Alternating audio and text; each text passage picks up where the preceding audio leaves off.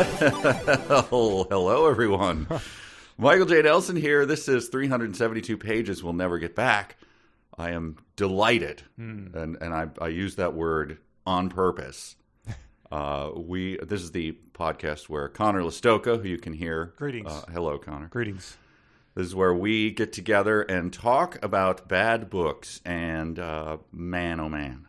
Connor, I'm going to stay off the start. I thought of this right before we went live. Okay.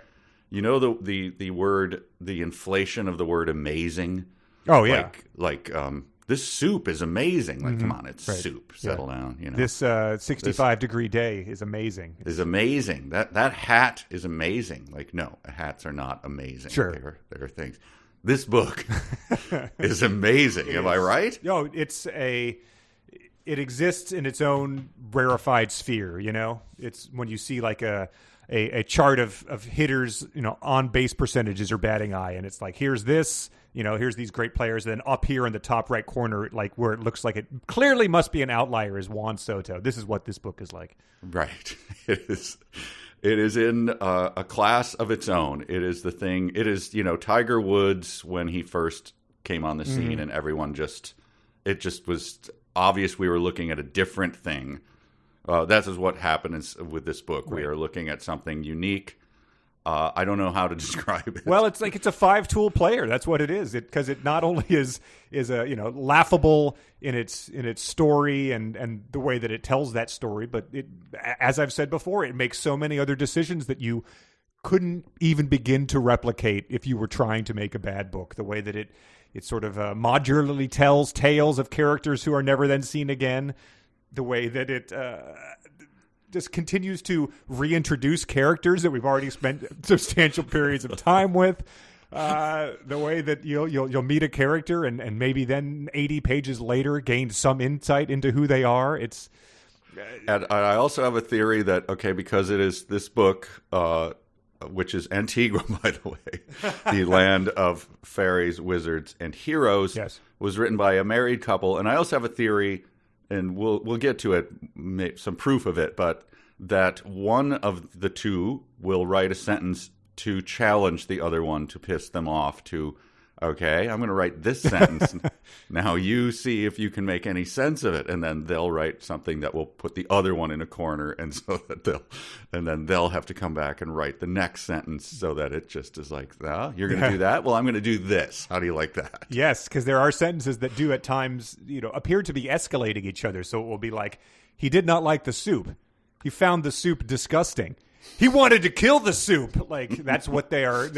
In the first section, once the two kings of the underwater realm had drawn a line down the center of the ocean, you sort of feel that might have been a couple's dispute that many of these things arose from. Yes. These heightened language they were describing. We have some examples of them pretty early on, I feel like. But not only everything we've described, there's also the whole added aspect where with the multiple versions, where there's a entirely different version of this book that is now the only version in print that you can buy. It's baffling. One of the final chapters has a great example of it, which I'll point out. I have my beloved hardcover here. Mm-hmm.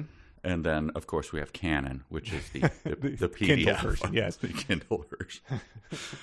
So we'll get into that as well. But we have all the departments, right? Oh, yeah. And by the way, I'm fresh off an unbelievable triumph. You had a certain tone to your voice as you signed on here, and I thought that was what you were going to lead with. Oh no! But now that we're there, let's gloat for a minute, shall we? It was a thing to behold. You know, it was like. It was like being at a perfect game or something, to keep the baseball analogies coming. Right. We did a bonus reel of fanfic on the Patreon, and I mean, you can tell them what happened. I pitched a no-hitter, basically. I mean, yeah, a guy got on base in that I got one wrong. Sure. It was Harvey Haddix losing his perfect game in the 13th inning. But yeah, I just was on a roll with real or fanfic, and you can listen to the episode. It wasn't bad real or fanfic. It wasn't obvious. I was just on fire. Yeah, it was we used all the real or fanfics that people had sent in for the first 2 episodes, so I think we have 14 of them. And you've got to listen to it if you haven't yet, because there are things in there that, devoid of any context, if you hadn't read the book, you would see something presented to you and you'd be like, well, that's fanfic. That's a list of 13 rat names, and their names like Squeaky and Rat Boy, and but it gave you pause as you debated whether that was real or fanfic. And I don't think anyone will hold me the worse for it, because what is coming up in this book will, if I read this to you, of course you would say there's no way that a human being wrote that down on paper. Yeah. So let alone 2 of them. Yeah. So, but yeah, it was a remarkable thing. We went through that. I can't say enough good things about it. I've got to, maybe for next time I'll be the one who reads these, who guesses, because I've got to give myself a test for it. Yeah. We've got some good ones this time. Real or fanfic. We've got emails. We've of course got dumb sentences, and it's just like visiting an orchard at the height of fall. There's so many to pick from, so many options. It's just really a festive thing, picking the dumb sentences from this book. This book is like, it's rare. I used to go fishing when I was a kid. We would fish in the lakes of northern Wisconsin, and there would be days nothing, right? But some days you just throw the lure in the water and immediately your pole bends. This is what this book is. Yes. It's just one of those glorious days. There's not a cloud in the sky, and dumb sentences come flying into the boat. So we're very happy. And it hasn't let up. That's the thing, is that, it started hot out of the gate. You can run people down. It started out of the gate with a young girl fleeing London, trying to get to Britain, I think, or vice versa. That was the initial thing. She fell into an underwater realm, divided down the line, was betrayed by an evil octopus Charlie, rescued by some mermaids. It's been, I believe, 80,000 words. That girl has not been mentioned again. Just keep that in mind. Remember, that was set up to be she was fulfilling a prophecy. I don't even know if the prophecy has been mentioned again. Yes, some mermaids took her to her father. There was the other kingdom. There was sharks with swords as noses, and octopuses that held swords in their hands. Yep. And she had a brother who she promised she would come back for. Neither of them have been mentioned again. Billy, I think, was the brother. I don't remember her name. It is Billy, I believe, yes. But yeah, well, that comes up in this reading, but that's for later. Yeah. Shall we dive in? Yeah, I think we've got to. I think last time we got into a world of wizards, Wizard Vlandorf, his 3 apprentice wizards, and then they went to watch some other wizards train their apprentice wizards through a virtual projection screen. Was that screen a hologram? Or was that just I think it was. Okay. So, yeah, because holograms loom large. Have a big moment, yep. But, yeah, so we're starting with what is technically Chapter 6 in this book. And, we have these 3 wizard apprentices, and we start to get some... We had some subtle clues about one of them and their motivations, but they start to become a little, just a little less vague here as we get the wizard apprentice Jonathan. He's walking up behind his mentor, the great wizard Vlandorf, and the wizard apprentice Jonathan walked up behind him and stared with an evil expression on his face. And, at least when Anakin Skywalker was going, I mean, it's not really that less subtle, I guess. He pretty much had Rocky Horror makeup on his face as he was like glaring at Obi-Wan Kenobi type of thing. So it really isn't that different, but it's hilarious that he then he later on in the next paragraph smiles wickedly at someone. Well, look. I mean, you might as well go for it. He's, there's no reason to beat around the bush any longer with this. Sure, yes. He is evil, yes. He doesn't have a thin mustache to twirl, so he just has to stare at people wickedly. But a little insight into, I think sometimes called the Great Wizard Vlandorf. Yes, and I don't believe that's a subjective thing. I believe that's a title. I think that when we went to that Thunderdome and watched the other ones, those wizards were trying to become great wizards or something like that.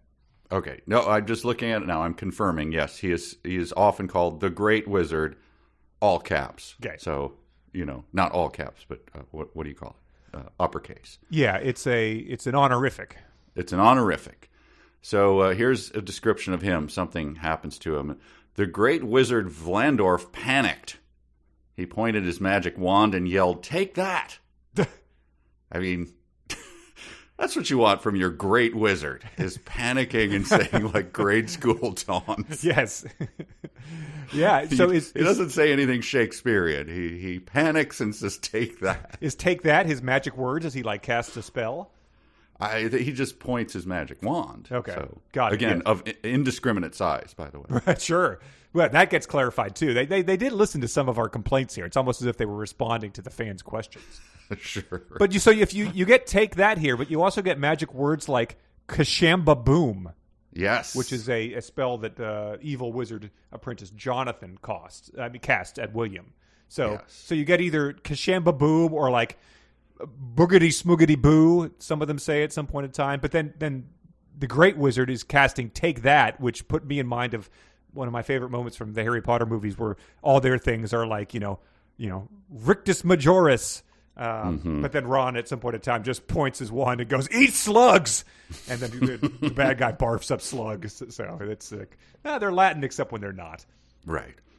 But I assume you're referring to the great wizard Vlandort's spell Alla Kazaba Kazetchum Stratchum? Yes.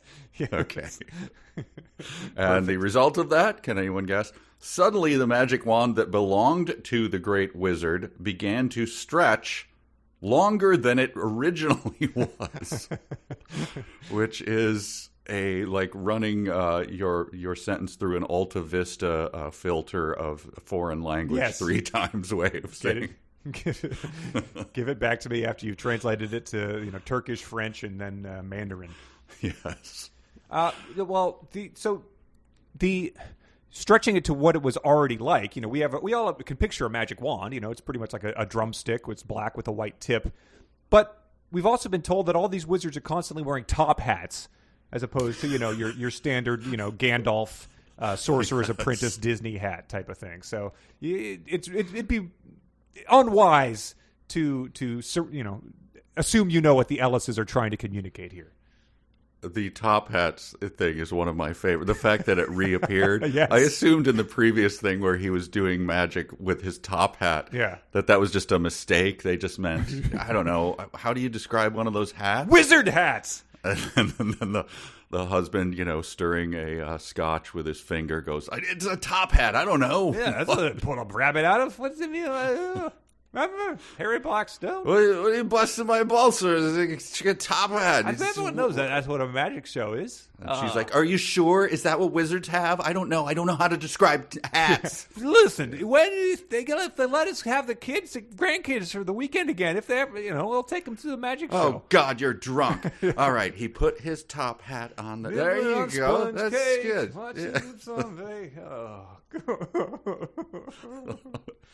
Our marriage is a lie. I wonder how. Well, I don't need to get into that. Okay. But so, as we teased earlier, the main antagonist in this section turns out to be some holograms. The wizard Vlandorf is walking through the forest. I don't know if he's gathering donkey dung or what, but he has suddenly encountered a hologram image of the evil sorceress Gwendevier, appeared up in the air right in front of the great wizard. The 3-dimensional image of the sorceress looked so real to the wizard, he could swear she was actually right there in front of him. Mm-hmm. And, this hologram can scream. It screams so loudly that the monkeys playing in the trees ran away. It laughs. There are monkeys in this world. Yes, the monkeys were teased here. We've been promised the monkeys. Some more monkeys, but the monkeys are there, and they're not mentioned again in this section. The hologram starts laughing wickedly, mm-hmm. much like the sorcerer's apprentice Jonathan, and her image and presence looked and felt so real to the wizard that he could sense her evilness. So this is an extremely high-quality hologram. You can sense evilness through it. Yeah. The hologram thing threw me off so much because I was just like, why isn't it just her. It's a good question. I don't understand why we're doing the hologram thing. And, there's anachronisms in this book, as top hats, monkeys, what have you. So I looked it up. Holograms, I mean, really, we're talking mid-20th century. Okay. Before the word was used at all. All right. So all it is, a photograph just is obviously the light reflected off something, then put into an image. Yeah. Traced. A hologram sort of maps the surface of an image and then recreates that so that you also have depth to it. Yeah. And so lasers was kind of the first time you could map an image and then recreate it. So I guess lasers exist in this world as well? I don't know. Yeah. I mean, do the monkeys have the laser? I don't know. I'm just saying hologram is pretty specific. If holograms require lasers, then yeah, I mean, you have to assume that they would. Well, I think they don't necessarily require it to be, before someone pushes up their glasses and phones in. Sure, please do not. But I think that's, there really weren't holograms until the lasers could easily do this. There's probably other ways to do it. I'm just saying. Okay. Well, so in this world, we have to imagine that somehow someone can plug in a laser. That's all I'm positing that. But so if the holograms were invented in you said 50s or 60s? I felt 50s or 60s. I felt like then they had like a pretty big moment in like the late 80s where like National Geographic would have a hologram on the cover like once a year, and then Upper Deck started putting them on the back of their baseball cards. You'd get hologram stickers and stuff like that. And then the next big hologram moment was probably 2012, where the Tupac hologram performed at Coachella. I have my doubts whether that was a hologram. You had hologram Will.i.am with the Black Peas. Like on election night, for some reason, was like in the CNN studio. So this book was what, 2011? So they might have been writing that zeitgeist there. They might have been ahead of it. Could be. Maybe the husband, what's his name? Larry Ellis, yeah. He got his Visa card. Oh yeah, because he had his other one was chopped up when he tried to declined at the ABC store. Right, and so when he got his new one and it had the hologram, it was like 10 a.m. and he was on his first margarita, and said, "You should look at this. This is cool. It's like a dove. Yeah, you turn it one way and you see the wings of this little dove. So put a hologram in it." So. But then that's why there's holograms. Yeah, but then my main question is: so is this hologram? Is she, sort of like in her Ready Player One rig, where she's doing all good this question. stuff, where she's like casting the evil spells in her? I think she's full Obadiah Stane in this one. Okay, she's in a rig. She's swinging her arms about, going grrr. She's emitting her evilness in the castle, so he can sense it from the hologram. I think so, and I think the cat is watching, smoking a Virginia Slims and saying sarcastic things like, "Do you know how stupid you look right now?" Oh my God! Please do not do this when my friends come for the sleepover. I'll cut you out of there when you're done, sweetie. But we get these questions later because this is not the only appearance of a hologram, and I have some more questions there. But okay. So he said the great Wizard Vlandorf realized just what he and the entire inhabitants of the land of Antigua were up against. He realized her magic was more powerful than anyone had ever imagined. And what does she do with this magic that's more powerful than anyone had ever imagined? As the image flew towards him, she screamed loudly. When the hologram reached the Wizard Vlandorf, the sorceress slapped Vlandorf so hard she left a reddened bruise across the right side of his face. So that's the second mysterious slapping. Yeah, yeah. They slapped the young Wizard Apprentice in the other one. So that's when you imagine Sauron up in his tower, like the eyes there, like that's what his main goal was. He really wanted to become a body again, so he could go down there and slap some hobbits. I had just seen something where, because I've never witnessed this before, but the reality show bad bitch behavior kind of stuff is very popular, right? Throwing drinks or slapping. Yeah. So I'm surprised it wasn't both, like throw the drink and slap the great Wizard Blandor. Speaking of that, there was early on the Wizard Apprentice William told the Wizard Apprentice Jonathan, "You're not all that." So speaking of that, that's like a that's the real world, not here to make friends type of thing. Yeah, it's not called show friendship. It's called show business. Yeah. Slap. All right, yeah. So we're gonna have to decide who the baddest bitch in the land of Antigua is here as we go. Well, I'm sure we'll have some contenders. But she slaps him across the right side of his face. He's able to stand up on his feet, only to be slapped across the left side of his face and knocked down again. And then he yells, "Go ahead, you witch! Finish me off and stop wasting time. Do your evil deed." So the great Wizard Vlandorf gets slapped in the face twice, and then he's pretty much like, Go ahead and kill me. You know you want to. Yes. Maybe try a take that spell, perhaps. Didn't he have? I mean, it would have been great if she had said, "That's right, let's do this right now," and there was a big standoff. And then kind of, if they could convey him just reaching for some donkey dung that was just out of his reach. It's like, then at the last second, he was able to flick a little bit of it into the hologram's eyes. Yes, right. Well, he does manage to get back to the Wizard Apprentices, and he says, "It's the evil sorceress Gwendevier. Her spirit is within this very forest. Her spirit is everywhere. It's the evil sorceress Gwendevier, all right. I can feel her presence. She's with us here even as I speak." And so he's babbling. But like that's understandable since he was just on death's door from the dual slaps as they were doing. It's true. And you read something that brings me to a big point, and we got to lay this on the table. Where do you stand on the word or words "all right"? Because this book makes a big case for "all right" being one word with one L. Huh. All right. Well, I mean, isn't that correct? That's what I would have said. Well, here's the thing. It depends. Okay. I was always taught that "all right" is two words, and how dare you? Only dumb people write it as one word. Huh. Now I've learned that's not correct. It has been correct for a while, but here's the thing that's going to blow your mind. Do you know who popularized taking "all right" from two words into one? Oh God, Mark Twain. Mark Twain. Ah! God. Circa 1865. That hack. Wow. Yes. Did he do it intentionally, or was he just obviously did? Yes, he made a stand. Wow. All right. Yeah. I mean, it does seem like they. Yeah, I've seen that on Merriam-Webster. How about that? He probably did it to spite. The case yet? Probably Mark did it to Twain? spite irony.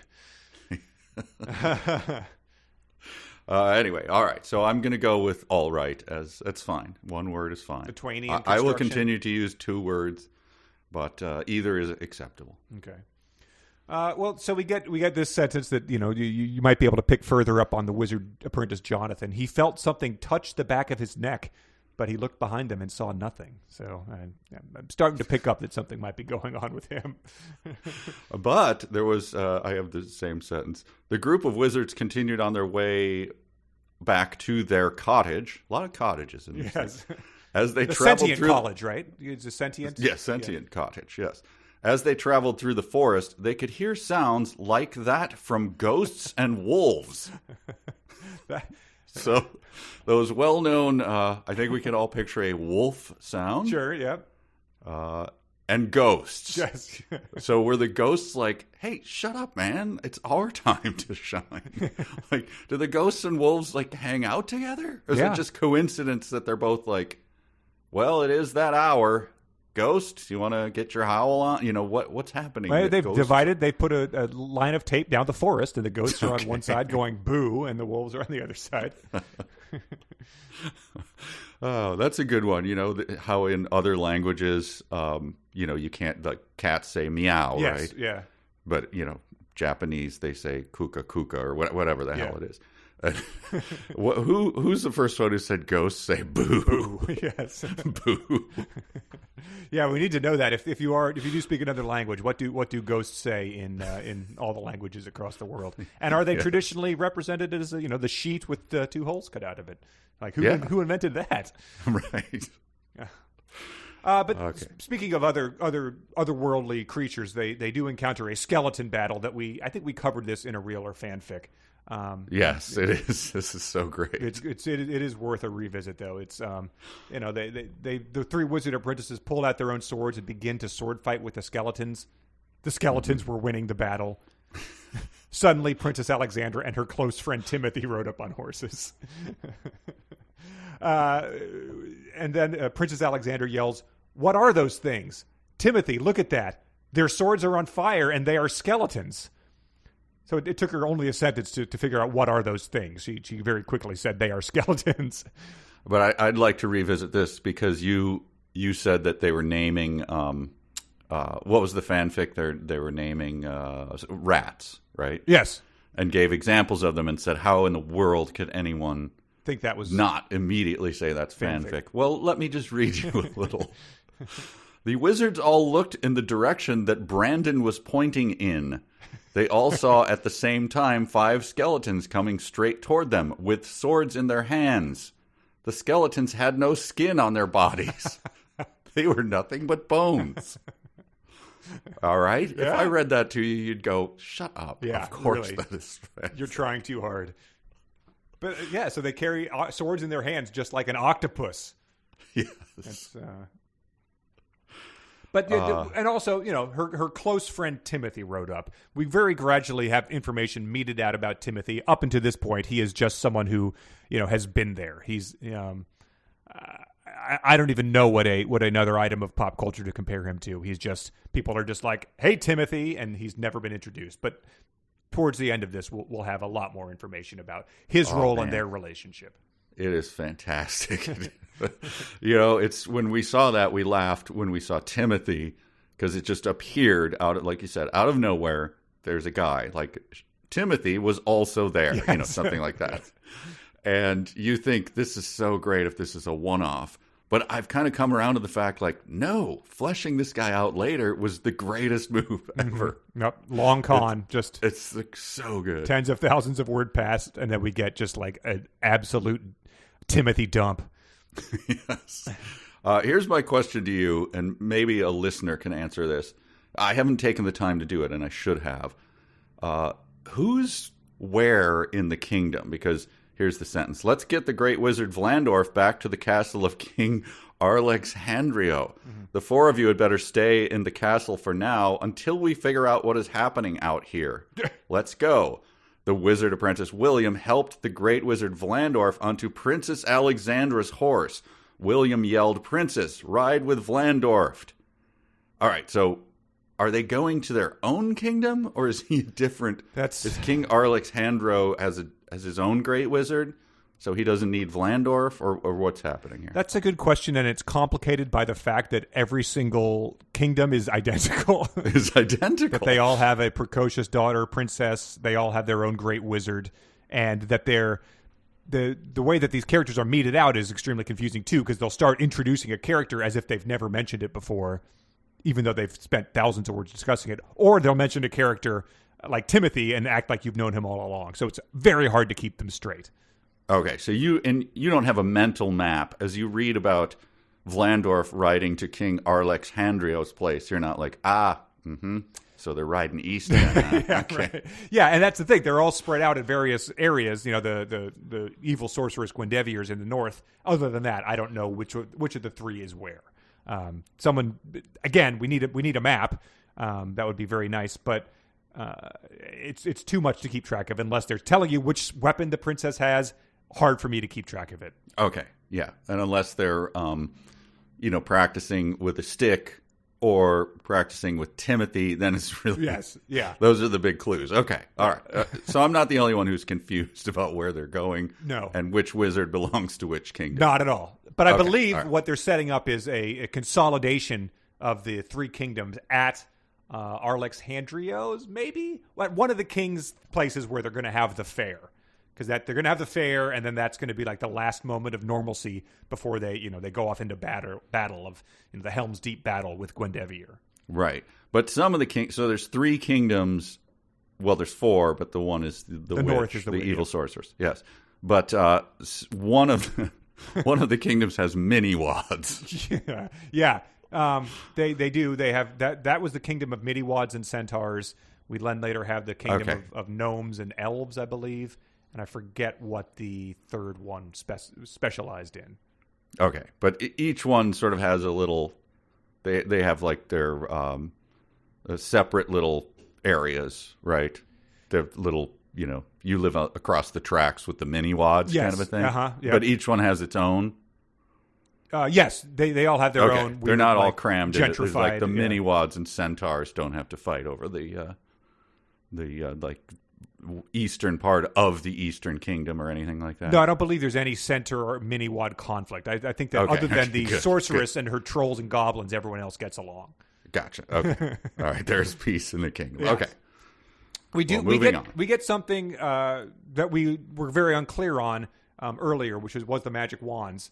And their size and how people are able to ride on them. It's spelled out here. The great wizard Vlandorf pulled out his magic wand. He threw it up into the air and it floated above them. The wizard Vlandorf pointed his finger at his wand and yelled, "Allah Kazaba Kazechem Stretchem." Suddenly, the magic wand that belonged to the great wizard began to stretch longer than it originally was. It stretched long enough for 2 men to sit on it. So he's going to sit on it. So you're still imagining, a drumstick in circumference, but the 2 men then sit on it like it is, say a broomstick from a popular fantasy series. Yes, and remember, we had a discussion about this in a previous episode where I was picturing the sitting astride it, which is an awkward picture, because, again, drumstick with 2 white tips, right? Yeah. Or what have you, or a stick that's sort of magical looking. But I was like, well, I guess. I mean, if you're going to ride it, would you go astride it? And you went for the no standing on it, which is equally, neither is good.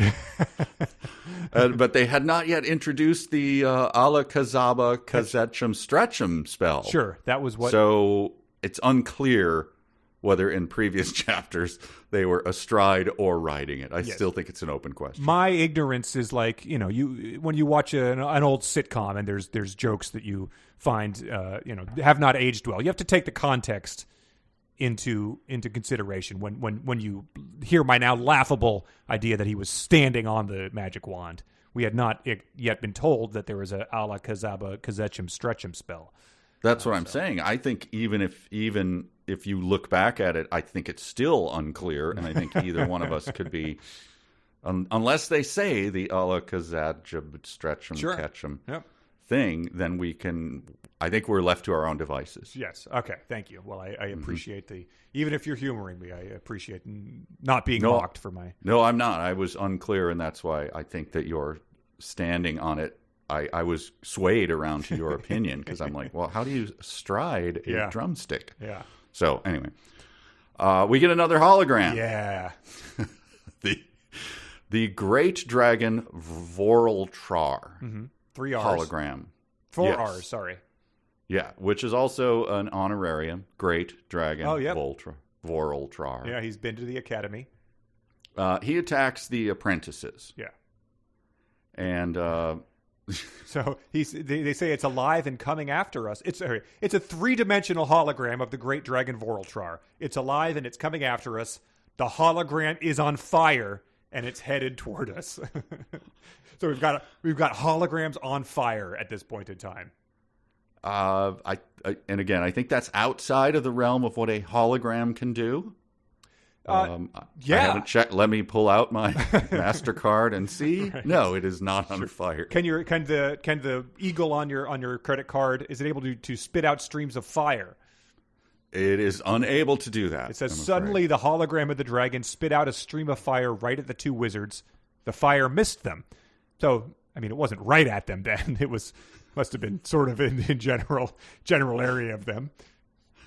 We've talked a lot about the humor of this book, and I think we I would like to point it out. I'd like to give points when they come up for genuine jokes. Oh, boy. So they're flying away from the burning hologram dragon. William and Jonathan. William and the apprentice. Also honorariums, the Wizard Apprentice William. William, if you make us drown, I'm going to punch you. William yelled, "Shut up, Jonathan." So, you got to give him that. I read that and I was like, if that was a line in a Marvel movie or like Oscar Isaac said it in one of the new Star Wars like you would not, it wouldn't be out of place. Right. If they would probably say, if you make us drown, I'm going to kill you. So shut up, I'm trying to drive. Exactly. So credit where credit is due. The holograms are on fire now. Or it would be more like, next you're going to tell me the holograms are on fire. And then, the fire would come up next to his head. Like, I won't tell you it, or something like that. God. But it raises my question of, I worry that the evil sorceress Gwendevere is going to realize that maybe she doesn't need the blue dragon Vortrar. I think that's true. If you it's kind of like when drone technology came about, right? Mm-hmm. We're not going to put a pilot up there and put them in danger, right? Yeah, but so she's I got one dragon. If an arrow hits, and it could him, be on fire. Yeah. So I'm just going to send my fire-breathing hologram, which does the same thing. Right. It seems to me like a no-brainer. Unless, he is in the rig, breathing fire and going rawr and stuff like that.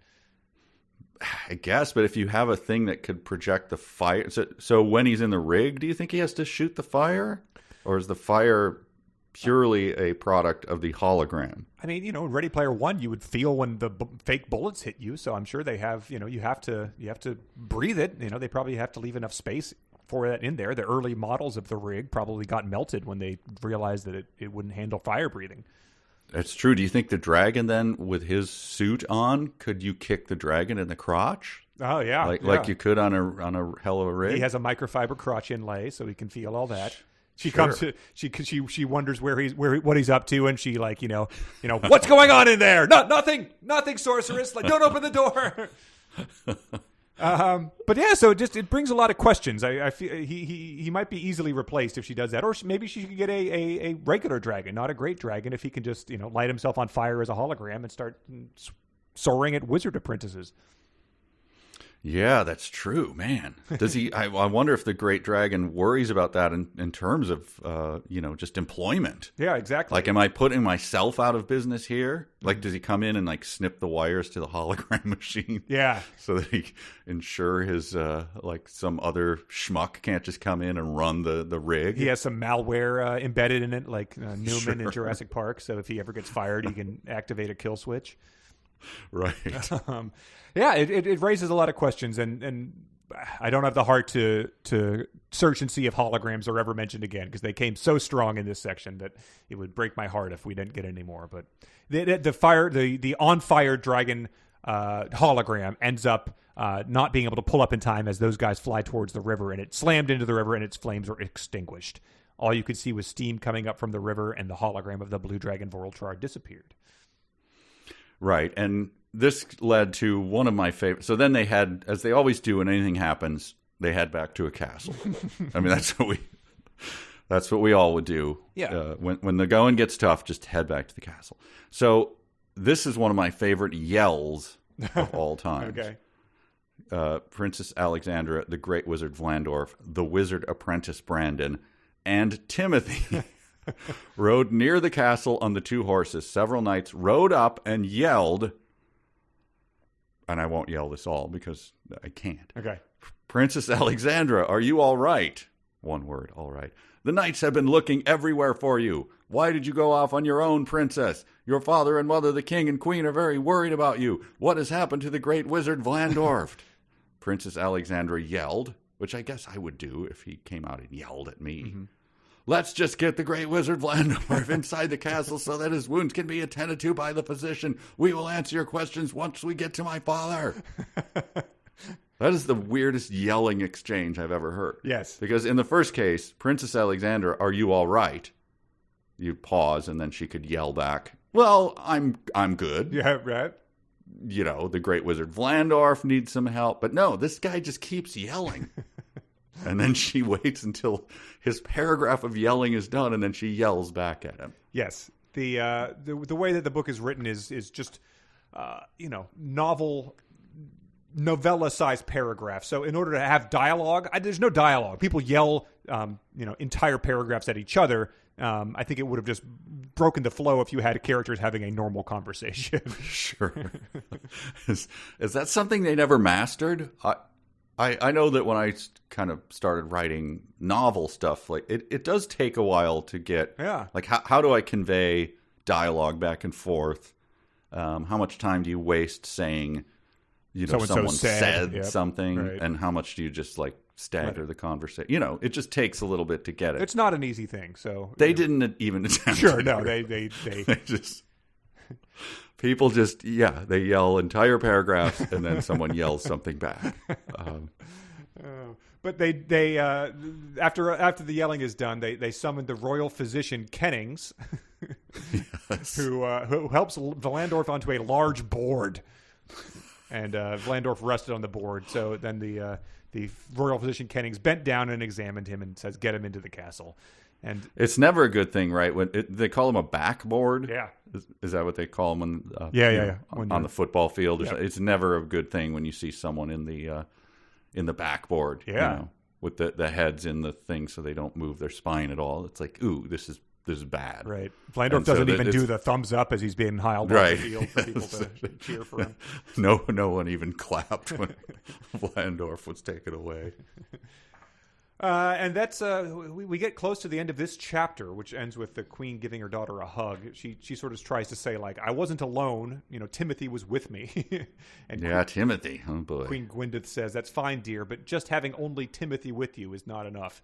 And at this point, I was like, just tell us who he is. And that does get fleshed out. But it's very similar to an earlier exchange where another princess was told you can't go into the woods by yourself. I don't remember if it was the same one. I don't think it was, but no, I think it was. Is it Sandra or no? I think it was the one with the stick. And the stick woman. Yes. This is the one with the sword, I believe. But we'll get into that. Well, I just have one last sentence for this chapter, and it might prove that Vlandorf is hurt worse than we could have imagined. Okay. Because as they were carrying him in, he was crabby at them, and he yelled at the knights, "Careful, careful! I'm not made of glass. I'm not a tough guy like you fellows are. I'm very fragile. Carry me with care." Well, glass, that famous unfragile tough guy thing? What? Wow, yeah. He's suffered some trauma, some head trauma. He did, yeah. So he's got some brain bruise or a little bit of bleeding in the back of the brain. So we'll keep an eye out for the wizard Vlandorf, but he's not doing well right now. No, and I if there's he has some more. I believe in the next session has definitely has another slip of the tongue that I believe leads me to believe he might have actually suffered some severe head trauma there. We'll get to that. You don't mess around with that stuff. You go to the hospital. Yeah. You get Well, I mean, with anything. Royal physician Kennings was hopefully is if he's treating the king. He's on it's it. the best, as good as they've gotten. Yeah. Yep. Chapter 7 begins with the princess explaining to her father what they were doing, and the king Alexandro yelling, "Timothy, I don't care that you were there with my daughter. I understand, young love." And this is more great yelling of just this whole thing, sort of explaining their relationship, giving it context, is explained through yelling. It was my favorite thing ever. The yelling, "I understand, young love." I was there, man. Summer nights, yes. Right? Boom. But I do. You pointed out already, but also one of my favorite sentences. But mother, I was not alone. Timothy was with me. Just made me laugh. Like out of context, that would be a great sentence. Yes, I wasn't alone. Timothy was with me. The unexplained Timothy. Yeah. So it's so great. And we're making fun of him because, he's a guy named Timothy escorting the princess around. He doesn't get any cooler when we finally get the details. He's even bigger of a dork than you could have hoped for. Yes. But the king yells about his daughter, she must have knights around her at all times. King, please. Yeah, really. Settle down. Yeah, because is this the woman who had been groomed as well, or is that a different one? That's a different one.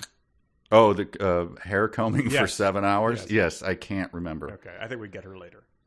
But here's another one. This may seem petty to point this out, but I'm going to anyway. The queen says, if something were to happen to you, I don't think your father and I could bear it. Bare. Yeah. So, I mean, I hope you wouldn't bear it. I know that's petty, but I had to do it. No, I thought the same thing. I was like, I'm going to ignore it. The next chapter, when someone says, if something couldn't happen to you, I don't think that your father and I could bear it, and spells it the same way, when that happens again, that's when I went back and highlighted this to say, like, all right, yes, yeah. Yeah, please, right, don't bear it. We don't need any... We don't need the king and queen pressing hams on the stained glass windows. But I just like how, the father keeps talking. He says, you have an obligation to this kingdom to protect yourself. And he says, Timothy, I am very disappointed in you as well, lad. Yes. And he goes on to say, I don't know if he's yelling. Oh, yeah, he is yelling all of this. He says, one day you should wed my daughter, and the two of you shall sit side by side on throne and rule the kingdom of the East. You have to act like a leader, young man, and not like a young, love-stricken teenager. Am I making myself clear? So he's, in theory, betrothed here, right? The king is saying, one day you shall wed my daughter. Yes. But it's undone pretty quickly. He is shot out of the saddle very quickly. So maybe the king has just, he can see the look in Timothy's eye, but the daughter... not necessarily having it, I think. And the queen goes on to say, hey, Timothy, don't be sad. She's whispering this, actually. So the rare stretch of dialogue that is whispered, not yelled. He doesn't hate you and would still... The king doesn't hate you and would still be proud to have you marry our daughter. So would I, Timothy. I would be honored if one day, when the two of you are much older, that you and my only daughter were to marry. So the king is saying, you will one day. The queen is saying, not so fast here. By the way, that is in the center of a paragraph that was whispered. I had put it down for a sonic challenge. Oh, man, sorry. But I believe, but I believe that the challenge is so large that we would lose half of our audience if we did. It is a full, thick, stout paragraph that follows after she whispered. So if you want to hear it, go to what is it? ASMR? Yeah. Go to one of those channels and plug this text in, and it can whisper it to you. But it is amazing. Go home to your parents, Timothy, and get some rest. About in the third sentence, Timothy would be like, God, that involuntary, like, get off of me. Flecks of spittle in my earlobe. But God, stop that. We get to the part here. This was a very short chapter. After Timothy is sort of dressed down, and the Wizard Apprentices are going to go check in on Vlandorft, who has been bandaged up by Kennings. Yeah, this is I'm just going to interject. This is a classic the way they write this. The great wizard Vlandorft's wounds had been attended to by the royal physician. He was all bandaged up. So I'm picturing the royal physician, obviously, all bandaged up, like, oh, got it. Did it again. Yes. He looks down at himself. He's a mummy. What? Kennings.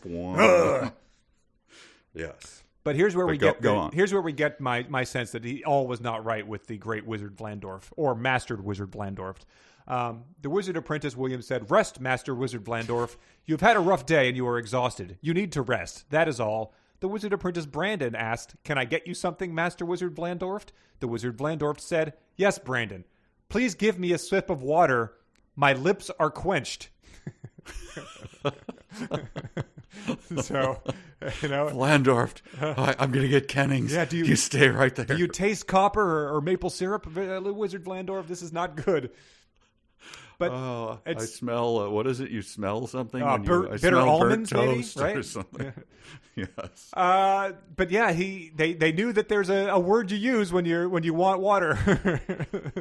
But it's usually the word that you use after you've had the water, not the one to describe your lips.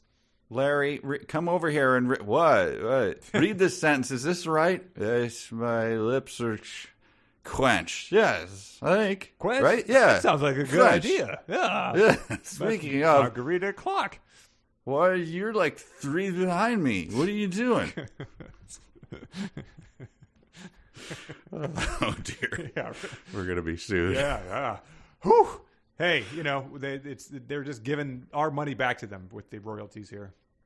Please keep in mind all these depictions are, parody, of course, satire. Parody, satire. That's all I had for this chapter. Brief one. Same here. Yes, I ended on the exact note. Keep your lips quenched, people. Yep.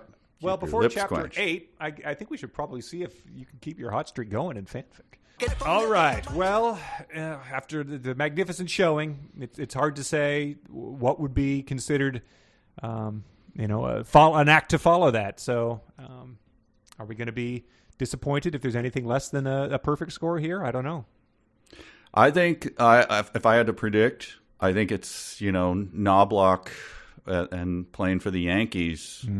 He was hitting when he was playing for the Twins. Hitting 290, maybe up edging towards 300, and just making those golden plays. And then went to the Yankees, started throwing, and couldn't throw to first. Yeah, and is looking at his hand as he throws and sailing it off into the crowd. That's what I predict might happen here. The yips. I've got the yips. Self-fulfilling prophecy. I don't know. We'll see. Right. Here are 5 segments. They either come from later in Antigua or our fanfic written by our loyal Jackal listeners over at patreon.com/372 pages. Great stuff happening. That's the only place to hear your triumph. People think I'm exaggerating probably to get people to go sign up, but it was a special moment. I was glad to witness it. No, I mean, we referenced it at the time. It's like it's like a no-hitter when there's no one in the stands. It's behind the paywall. My triumph is for no one to see. No, but people on the page were into it. They were saying, I held my 6-month-old up to the speaker so they could be there to witness it too, type of thing. Okay. People were comparing it to the end of The Natural with the home run into the lights. I've had a lot of baseball references today. Yeah. All right, here's number 1. The blue dragon Vorultrar yelled, "Please do not destroy me, princess!" Princess Alexandra and Princess Trina kept aiming their magical arrows at the fallen dragon. The dragon was seriously injured. Princess Trina yelled, "Why shouldn't we? You are a monster. You have destroyed so many villages." Rebecca said, "Perhaps we should listen to him before we destroy him. Remember how King Alexandrio teaches his knights to have compassion and kindness? We should too." Princess Sasha said sarcastically, "Did he listen to anyone before he breathed fire on them? I do not think so." Princess Sasha drew back on the bowstring to shoot the blue dragon Vorultrar. Rebecca put her hand on the shoulder of Princess Sasha. "Princess Sasha, please allow me to listen to the dragon Vorultrar. After that, you may do what you want." Princess Sasha lowered the bow. She yelled, "Very well, Rebecca, but be quick." The wounded blue dragon Vorultrar said, "I am not evil like the evil sorceress Gwendevier. She captured my daughter, Cyrandon, and is holding her prisoner. If I do not do as the sorceress asks, she will destroy Cyrandon." I don't remember. Who's Rebecca? Is that a princess? Is that the girl who fled from Britain? Oh. I think it must be. Yeah. Oh. Well, I'm going to, with no confidence, I'm going to say fanfic. Okay. Number 2. As they rode along the plains, Princess Trina and the Wizard Apprentice Brandron noticed that the night was falling in the land of Antigua. The sun was setting quickly, and the sky would soon be dark as night. They were riding on their horses all day and needed to make camp soon. "We need to make camp before it gets too dark to see," said Princess Trina. "I agree," said the Wizard Apprentice Brandron. "Plus, I wouldn't want to run into another one of those ogres in the dark. I've had enough of them just in the light." They got off their horses and looked around to find the perfect place to make camp. The Wizard Apprentice Brandron shook his magic wand a couple times, and suddenly it was light. "Wow," said Princess Trina. Magic balls of light were flying all around them. They made it easier to see where to make camp in the dark. This will help us find where a good spot is, said the Wizard Apprentice Brandron and smiled. So that's Brandron. All right, so this is some next level stuff here. This is someone... It's the triple iocane powder switch, you're thinking? It is. Because you think that I think. Yeah. So wait, what? Well, it's either... Someone is doing something so obvious that they're going to make me... Or did the authors, did they misspell their own character name? Is there another character named Brandron? Well, all right. This is like, do I push the chips all on the table and say, let it ride on 21? Because this is so bizarre.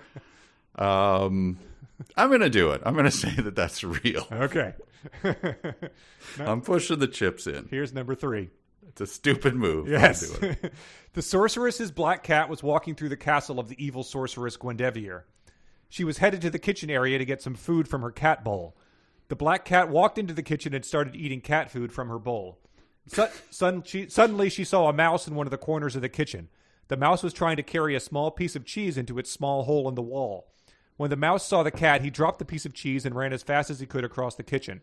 The mouse was just about to run into his hole in the wall when the cat jumped right in front of the hole. The sorceress's cat hissed angrily at the mouse and reached her claw up to try and trap the mouse. The mouse was too fast for the cat. The mouse ran all over the kitchen. The cat ran right after him. The mouse ran up onto the counter, over the sink, and over the kitchen cabinets. The mouse grabbed a frying pan and then hit the sorceress's cat upside her head. Crazy cat. The cat became very dizzy and then passed out on the floor. The mouse was able to escape and ran back over to the piece of cheese. The mouse carried the cheese back to his hole on the wall. The evil sorceress Gwendevier walked into the kitchen and saw her pet cat stretched out on the floor. The sorceress stared at her cat for a few seconds and then just shook her head. She said out loud to herself, "Stupid cat." The sorceress Gwendevier walked through the kitchen and went out the other door. She stepped right over her cat as though she wasn't even there on the floor. All right, people. You see what I'm up against here? The mouse picked up a frying pan? Yes. Okay. Well, I'm going to say that that's fanfic. Okay. Number 4.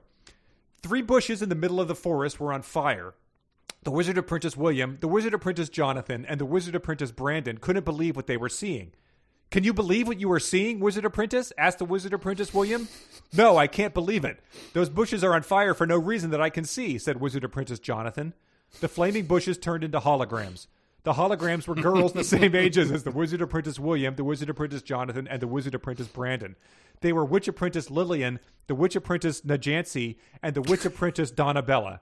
They were not sisters, but they were all like daughters to the sorceress Gwendevier. Donabella? Uh-huh. Wow, we're getting back to model land here, aren't we? Oh, yeah, wow. That's fanfic. Okay. And then number 5. Oh, boy. When Glendra Gorilla and Rebecca got to his home, he opened up the front door to greet his wife. Glendra yelled, "Hey, honey, I'm home."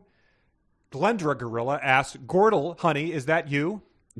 Glendra asked sarcastically, "Were you expecting another gorilla?" Glendra Gorilla yelled from Bubo's nursery, "Don't be silly, honey. Glendra, have you been up in the trees monkeying around with all those monkeys? Honey, you know it's getting late. It will be dark soon." Glendra said, "I know it's getting late, but I'm a full-grown gorilla. I can take care of myself. I'm home now and have a very, very special guest with me." Glendra Gorilla yelled out, "Glendra, I know you didn't invite a guest over to this cave with the place looking like this. Sometimes, Gorilla, I think that you don't have the sense that you were born with. How could you even think of inviting anyone over to this cave without checking with me first? I have been tending to our baby gorilla all day, and I haven't had time to straighten up anything yet." Glendra said excitedly, "Don't worry about how the place looks. When you see who I have here, you won't care how this place looks. Trust me."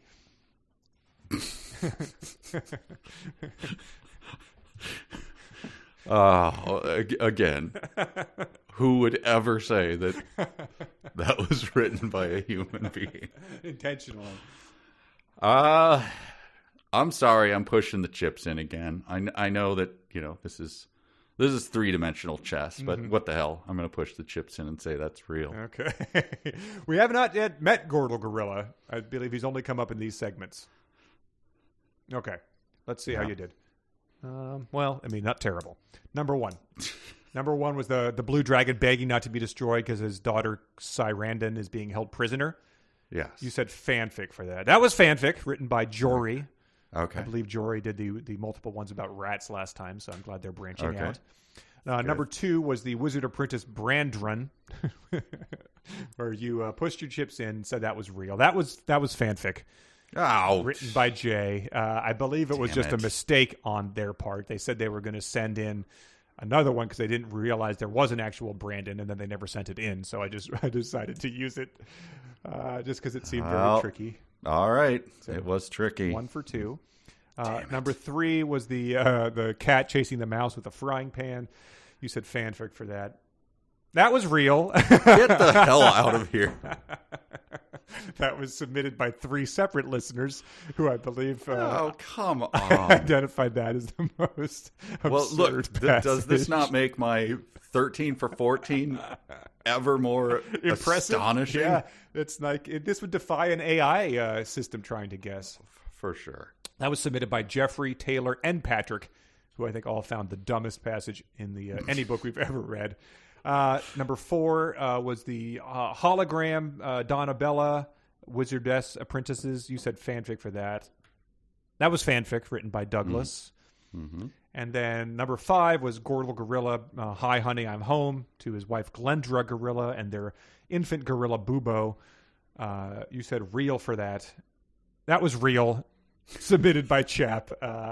So that's... All right. That's my walk-off home run that I picked that is real. Come on.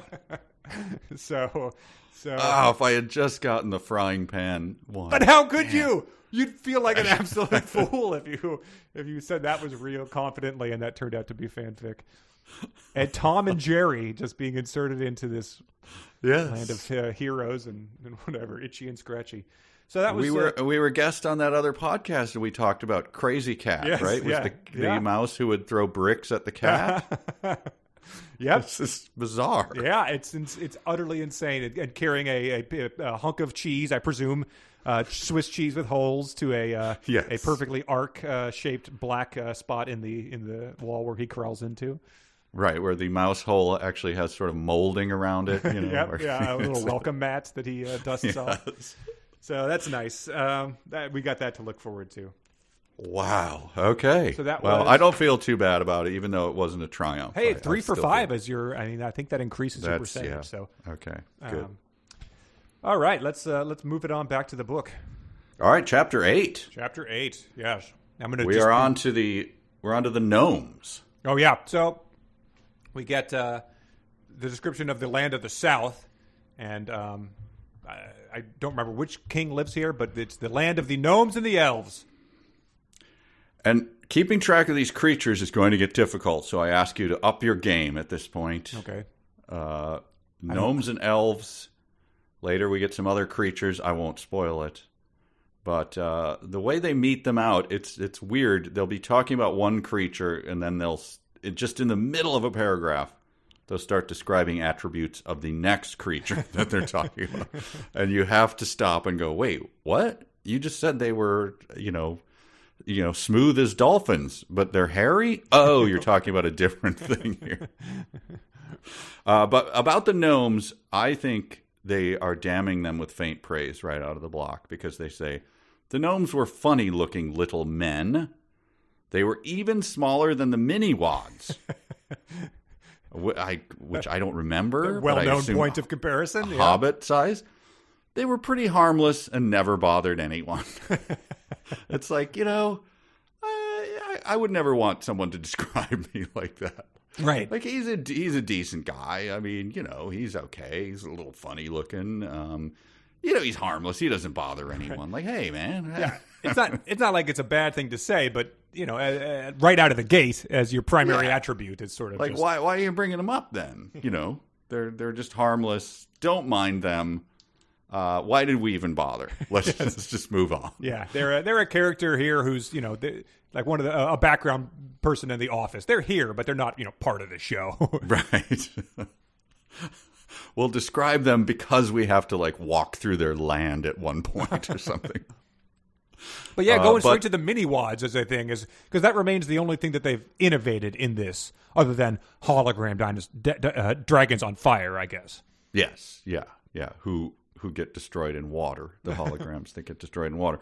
But they here's a description of them. They would help the inhabitants of the kingdom dig holes when they wanted to plant flowers, vegetables, or exotic plants.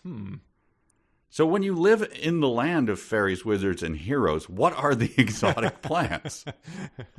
Like, we have this new thing called celery, or what would be exotic? Yeah, that could be. I mean, stuff that comes from the other realm where London and Britain are could be that. That could be. What is common to you is exotic to us. We worship the turnip. We have never been able to produce another one until the gnomes helped us. Yeah, that and the fact that they wobble when they walk seems to be their main addition to the gnomic lore here. I think we all can picture a gnome. I have a couple gnome statues in our garden out my window, but I never understood that they had trouble keeping upright because of their wobbling. Right. They're like, when I was a kid, there were weebles. Weebles wobble, but they don't fall down. Yes. So gnomes wobble, but they don't fall down. And then we get the standard Ellis introduction to 7 characters, all with 7 different attributes. A couple of them are good. There's some crossover here, though, right? Yeah, I mean, with other in terms characters? of personality traits. Yeah. Yes, yeah. It's like they none ran of the gnomes out. read articles, but yeah, you only have so many things you can do here. Yes, this one is good. The gnome of the many gnomes living in the land of Antigua, there was the gnome Hori. He was the considered to be the most mischievous of the gnomes. He was always sneaking into people's homes and taking things that didn't belong to him. So mischief and felony B&E are the same thing here. Oh, that was my store of gold that I was going to retire on. Yes. Oh, Hori. And then they have there was the gnome Daku, who was the comedian amongst the gnomes.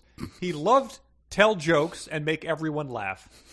And I think there's another character who's later introduced as like the funny one of the group of knights or something. Oh, yes. And it's unforgivable that we don't get an example of a gnome joke that would make everyone laugh. Yeah, it didn't. The thing was, it didn't even have to make sense because they're gnomes. Yeah. Right? Like, you could just tell nonsense things, but the gnomes laughed and laughed. Like, right. You ever seen an elf try to parallel park? Oh! Oh, buying socks for a gnome is tough, Right, yeah. Yeah, you try to buy your wife socks for her birthday, all she wants is exotic plants, right? Come on, this guy knows what I'm talking about. Because he's sitting with the gnome Alina. This made me laugh. She was a very prissy gnome and loved to dress up and look beautiful. Not priss. What's a beautiful gnome look like? That's a good question, yeah. Wobbling all about. She maintains her beard better than I think the other gnomes. That would probably... Yeah, I was thinking of, like Gimli talking about the wives. We lost them. We don't know where they are. What do they look like? Well, they look like us. So she was very pretty. All right. And then it transitions into the description of the elves then in the same paragraph. Yes. Not surprisingly, they stayed in their own little village in small cottages. They had families and children just like the humans. Really differentiating themselves as a species here. Well, that raises a big question. So are gnomes either eternal or what is it called when you bud or Oh, yeah. Uh-huh. They reproduce. What do you mean? Asexually? Yes, asexually, right? Yeah. Oh, they had families and children just like the humans. I understand why you're saying. Yes. So as distinct from the gnomes. These are the elves. Yeah. It's not saying they possess children. It says they had children just like the humans. So, yeah, yes. maybe gnomes do the, I don't know, they spore. Yeah, they're like yeast or whatever. Yeah. Okay. Interesting. Yeah. And so we get, of course, descriptions of 7 elves. We get the elf Finbar, who is a grumpy old elf. He didn't like children's pets, fireworks displays, flowers, or butterflies. He didn't like anything beautiful. All right, that sounds kind of grumpy. The elf Finbar would walk by a dog, butterfly, or flowers and point his magic wand at them. Suddenly, they would all disappear. What a grump! Well, he's very grumpy. It's like the first thing you hear about when a serial killer is on the loose. It's like, well, he was always, the cats would go missing in the neighborhood, and then they found them in his freezer. So that's Finbar for you, that old grump. Jeffrey Dahmer's garbage can. His dad would like open it up and find piles of dogs and be like, come on, man. Yeah. But Finbar is a very, very famous Irish character. This is a weird thing to do. Interesting. Yes. I think any Irish person is probably going, that's not Finbar. What are you doing? So very strange to just pinch Finbar and then turn him into this psycho. And then, the next elf is Mahan, who is the director of Santa and the Ice Cream Bunny. Barry Mann, right? Barry Mann, maybe only one A, but... Yeah. And then Nevins. Okay. Now, Nevins was a jokester. He had a good sense of humor and liked to make everyone laugh. But occasionally, his joking around got him into trouble. The rulers of the southernmost part... Again. Please, one example. On. Another book about this? Please, is that the sequel? Is the whole thing about Nevins? Nevins, crossed a line and had to issue an apology on his notes app on Instagram or something. Right. Nevins, you should close Twitter after midnight, Nevins. You shouldn't be trying to do this crap. Now you've got to apologize. Your whole PR team is like woke up at 5 a.m. with their phones beeping. God, Nevins did it again. Oh, man. Yeah. Just, he was insulting the prissy gnome, maybe. He photoshopped her head onto something. Right. But yeah, then it smash cuts to the rulers of the South, King Thomasin and Queen Lindrianda. And we're really going to do this a third time. You're going to take us to another region, introduce us to the king, their daughter's unique Ninja Turtle weapon. It's really just, it's exhausting, especially because we have talked to these people before. We have King Thomasin was in the previous chapters.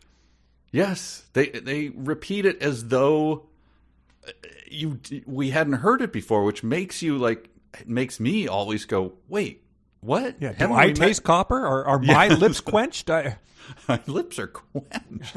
So yeah, I'm constantly going for the search bar. Yeah, and by the way, what are we up to on character count now? For the love of God, this leaves the quilting verse in the dust. Yeah. Absolutely destroys that, and I found that hilarious that characters were just listed in that book, and this one makes it look like a piker. Like you are nothing compared to this. We still have an entire family of gorillas that we have not been introduced to. Yes. This is the first mention of their wizard's rantor, I looked up, and then we meet his King Thomasin's trusty friend, the Lion Thorn, who's always at his side. Yes. He's fearless and would protect King Thomasin, Princess Sasha, and the Queen to the death. He was a male lion of about 11 years old. So the book has needlessly specified every pixie we've met for one paragraph and never see again, their exact age. But it starts getting kind of cagey when it comes to feline ages, as we'll see. Well, I was going to ask, does this check out with your knowledge of lion taxonomy, that he's about 11 years old? He was fully grown and weighed almost 400 pounds. He had a light brown mane. Does that check out, or is this a fantasy lion? I'm going to I'll skip ahead to an email we received. Okay. So Janelle wrote in and said she was doing some fact-checking on this lion when it came up. Here's what I found. He was a male lion, about 11 years old. She's found that adult lions are between 3 and 8. So I guess it sort of checks out, full grown.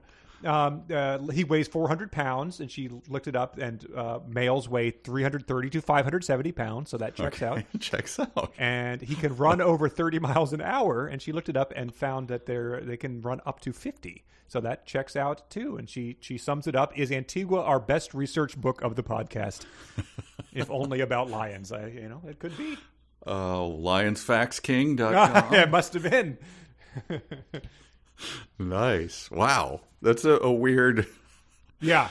Very weird. Maybe she's like a protect the lions type of person. That's their passion project, This is making me think, is there such a thing as a mini wad?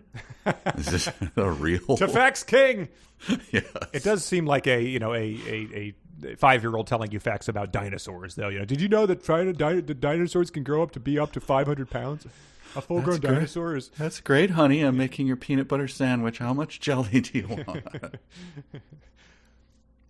And so we get introduced to them. We get introduced to their army of knights, which is just, it gets to be exhausting. I took notes about every person who was funny. The Knight Sir Williamsburg was a very funny man. He had a great sense of humor and was always telling jokes to make everyone laugh. But then they sort of start, they feel like they started walking it back here because he's a knight first and foremost. Even though he was funny and laughed all the time, he knew when to take matters very seriously. He understood the seriousness of the threat of the evil sorceress Guinevere. He was ready to serve and protect his king and the entire land of Antigua. Forget all that stuff about funny. He's very serious. He takes his role very serious. Oh, it's like someone who went into a meeting and realized they said the wrong thing, like to the owners of a company or something. Like, no, we got a good sales team here. He's a really funny guy. You're gonna love him. We don't like humor around here. No. I'm not, and he's not funny. I mean, he's yeah. No, he crunches numbers. He's an egghead. Yeah, I mean, we can't stand him. You'll love him. All he does is work. He's a workaholic. But they do it again here. So some consider them to be the best swordsmen of all the knights in the land of Antigua. Oh, well, wow, fantastic. We met a lot of knights, a crap ton of knights. Yes. The truth of the matter was that all the knights of all 3 kingdoms were excellent warriors, swordsmen, and archers. Everyone's above average. I love all my kids the same. Yes. Well, then why did you bring it up? What? Right. Why did you bring it up and then leave it in the document instead of hitting, the delete button a couple times? Oh. We get told more about Sasha, and if you're reading this in real time, if you're say reading the heretical print edition, don't have the ability to search very easily. It did give you some indication that you have met these characters before. It says even though Sasha was a teenager, those special bonding moments between her and her mother were still precious to her. Sasha didn't spend all her time being groomed. And it's like, that's where we met her. She was the one who was having her hair brushed by her maidens and, cracking up jokes with them and stuff. Yes. In like our first episode, I think. Yeah. This was the one that caused me to go, what the hell is going on? Mm-hmm. Even though she was a teenager, these special bonding moments between her and her mother were still very precious to her. Even though... Right. It's a very weird thing to say. Sasha didn't spend all of her time being groomed. Yeah, hopefully no one was assuming that. Maybe the gorilla Bobo spends all of his time being groomed. I don't know. They pick a lot of nits. Was it Bobo or Boo Boo? Barhu, maybe. I'm not. Okay. Well, the gorilla is named. Gorbu. Yeah, Gordle. His wife Glendra. And their baby Bubo. Do you think his wife is pretty like that gnome? Yeah, she probably very is. Prissy and likes to look very beautiful. Yeah, I'm just imagining Miss Pac-Man, essentially. With just a gorilla with a red hair bow, and she's probably wearing an apron as she's doing this. Maybe that green M&M, R.I.P. her sexiness. I was going to say, yeah, too bad. So long. The other thing we knew about Princess Sasha is that she had a sword, because we got introduced to all the 3 princesses' Ninja Turtle weapons, as I said earlier. But now we sort of flash back and get the origin of the sword. Oh, this is very exciting to me. Okay. Because I'll say what the sword is made by the royal welders. Now, I don't know. I spent a short time in high school as a welder. Okay. I had welding classes. Wow, cool. That's where, dumb kids. Like shop, yeah. Shop classes. But we had full forged welding shop. Awesome. So, making a sword by welding it? So not forgers or blacksmiths? So were they using like flux core, oxyacetylene, plasma arc? Yeah, did they have their own welding masks in this? Yes. Had those been made by blacksmiths? Like, did they? I really want to get the authors on the podcast and just super drill down on this. The blacksmith said to Sir Bronson, "Hey, here are those welding masks you needed. But while you're here, do you want us to make the sword? Because that's traditionally our realm here." He's like, I just, my cousin is one of the welders, and he needs the work, so I just have been. I got to support him. I know you guys could make a much better special sword, but gentlemen, this is a welding shop. Please leave your top hats out in the hall, please. Thank you. And grab your welding masks to make a sword. And then Sir Bronson says, "Hey, my top hat's in the hall. This ain't over." Yes. See, you do a better Bronson than I Oh could. boy, that was a high wire act. That's what I had flagged in that section. The Royal Welders did make her special sword. The sword wanted Sasha to pick it up, so it sort of found her, I guess. Yeah, so they did a good job. Mm-hmm. The sorceress would look through her crystal ball and stare at Sasha's sword from afar. Ooh. The longer she looked at the sword, the more she desired to have it. And I just... Like, how long? Like, don't you have work to do? Like, making holograms and shit? And flying through putting yourself in your rig and flying around? What are you staring into a thing? Maybe the holograms afford her that free time, you know? She's got sort of that passive income going. I guess so. Make money while you sleep, yeah. We got some interaction between the Wizard's Rantor of of King Thomas's kingdom. A pesky gnome Grundleberg has invaded his hut or whatever, drank up all his magic potion. He drank the whole thing. There wasn't even one drop left in the pot. And then he burps after that. And then Zarantor returns from his garden with an armful of eucalyptus plants to add to the pot. So maybe that's an exotic plant here.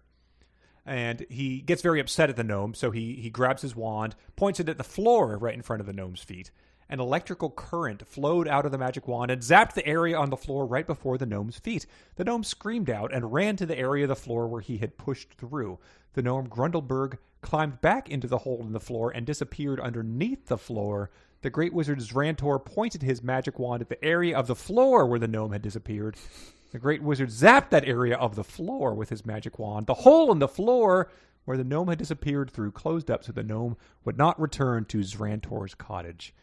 And that is just dangerously close to a gnome becoming the floor here in a series that would echo Shadow Moon. And I just, it seemed like a good point to pour one out for the late great Ron Goulart, who passed away last week. That's true. Yes. And for all you listeners out there who are wondering what we're talking about, go ahead and go back and read the entire book, Shadow Moon, and you will understand. Yeah. It shouldn't take you more than a minute.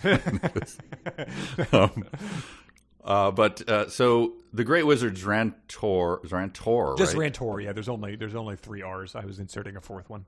Right. He yells, and this yelling I thought could be in a Joe Pesci voice. Oh, wow.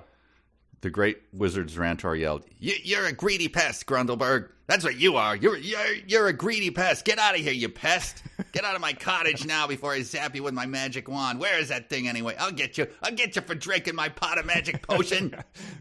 And he's doing the little heel kicks, doing the stomp, the De Niro stomp. Down. Yeah, where you kind of move your shoulders way over, move your shoulders and arms just to kick. Like, yes. Yeah. Go get your shine box, floor. But then when he seals up the floor to prevent the Grundleberg from coming back in, he gets his top hat and puts it on his head. And he leaves the cottage to make a fresh batch of potion. The top hat, by the way, I did search this. Okay. Because I picked up on that. Zrantor got his top hat and put it on his head. There's only 3 mentions of top hats. What? And the other 2 are for the Wizard Vlandorf's magic show. Ha! So did Zrantor steal Vlandorf's? Or did they both just go like, how about you and I, we're going to do this thing. Let's wear top hats. Like, what? That's bizarre. We live in the Middle Ages. Like, it'll be hilarious. Or did Vlandorf, pull Zrantor aside and be like, "Hey, man, like, I just do that for my act. Like, you look like a moron walking around in public with that thing." I do that because there's a hidden compartment in there that I can pull the rabbit out of. That's the only reason I use it. Dude, you go back to your stovepipe hat. That's way more dignified. People are talking, man. That hot gnome isn't going to bang you if you keep walking around in the... Oh boy! All right. Do we get the as he's harvesting more eucalyptus? Sure. in his top hat. Princess Sasha comes looking for him in the woods. So we've got yet another princess entering the forest all alone, which every princess has been berated for doing this, and of course it does not go well for her. Do you have a thing here? Well, I this is something that I tumbled to. God. She walked over to the wizard's robe and picked it up. She looked at the robe and then smelled it. She frowned and said to herself, "Ill, that's gross." Yeah. That's obviously why I use the phrase "tumbled to." Is ill is that a thing? This is one that I had to copy and paste out of the document just to make sure that I wasn't like, I wanted to make sure those were like I's or L's or whatever.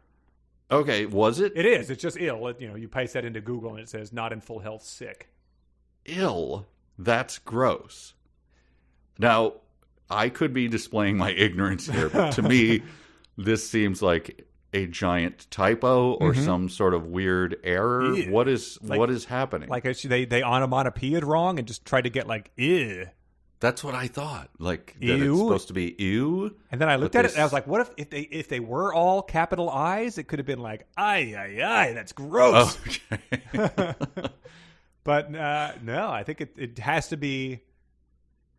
Unless anyone else is going to tell us we're idiots, a weird way to write a sound you would utter upon sniffing that. Ill? What the hell you mean ill? Get out of here, you pest. Come in here saying ill like that. I gotta kick you on the floor. I'll be honest, I didn't even notice it the first time because I was just hung up on why she had just encountered a goblin posing as the wizard. She had fought it with her sword. And then her first instinct was to walk over to a robe, pick it up, and then smell it, like it's some perv going through someone's underwear drawer or something. Like utterly baffling why the princess would smell a robe that up to that point had been worn by a goblin hologram. And she didn't. It doesn't even describe her as like sort of looking over either shoulder, like around. Is there? No one's gonna catch me. I'm gonna smell this thing. Oh yeah, that smells like Grandor. It's Randor. But so she fights herself, right? Yep, she fights a tree root and fights herself. These are all sort of modular paragraphs of encounters she has. Mm-hmm. I think this one was in one of the bonus reel or fanfics as she fights her reflection. Yes. Mm-hmm. And it says that Princess Sasha took her sword and swung across the center of the strange young woman. Is that how you would describe swinging a sword at someone's body? It is not. It's insane. And swung across the center of the strange young woman? So does that mean her waist? Is that how you would, is that what they're attempting to convey there? I don't. I mean, hey, you're looking good. Your center's looking. You've been working out, man. Your center's looking great. Yeah, taut, huh? But yeah, I mean, she's such a good swordsman. She's able to, expertly size up the sweet spot, I guess, where you'd want to hit a reflection of someone to defeat it. Of the strange young woman, sure, yeah. And then after that encounter, so she's had goblin, tree root, and herself. She finds the wizard's Rantor surrounded by goblins, and he's a magician, not a warrior, so he knows nothing about battling goblins. Even though every time a wizard has encountered something they need to take care of, they point their wand at it and zap it. So he's either an idiot or he's just he's frazzled in the heat of the moment, doesn't know what to do. Oh, you're talking about the wizard's Rantor, who is her close friend? Yes, that's exactly who I mean. Princess Sasha then ran as fast as she could to the cottage of her close friend, the great wizard's Rantor. Now, I went to the dark web on this one. To look up their relationship? Yeah, because it's never been mentioned before. That's true. There have been close friends in this. I mean, we know Timothy is close friends with Alexandra. Yeah. So they have a similar thing going on? Well, that's what I wondered. Sasha and Zrantor?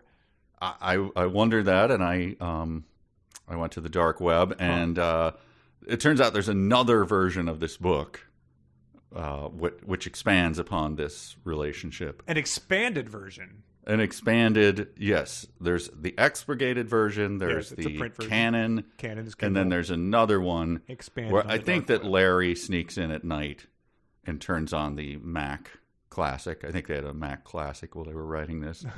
And he just inserts his own paragraphs in there after he gets a few under his belt. Wow, so it's like pure uncut Larry. It's Larry being Larry. But and what he and likes so, to do is expand on teen girls' relationships with elderly wizards. Well, parody satire. Oh, yes. Yes, he does. And so someone recorded it from the expanded edition.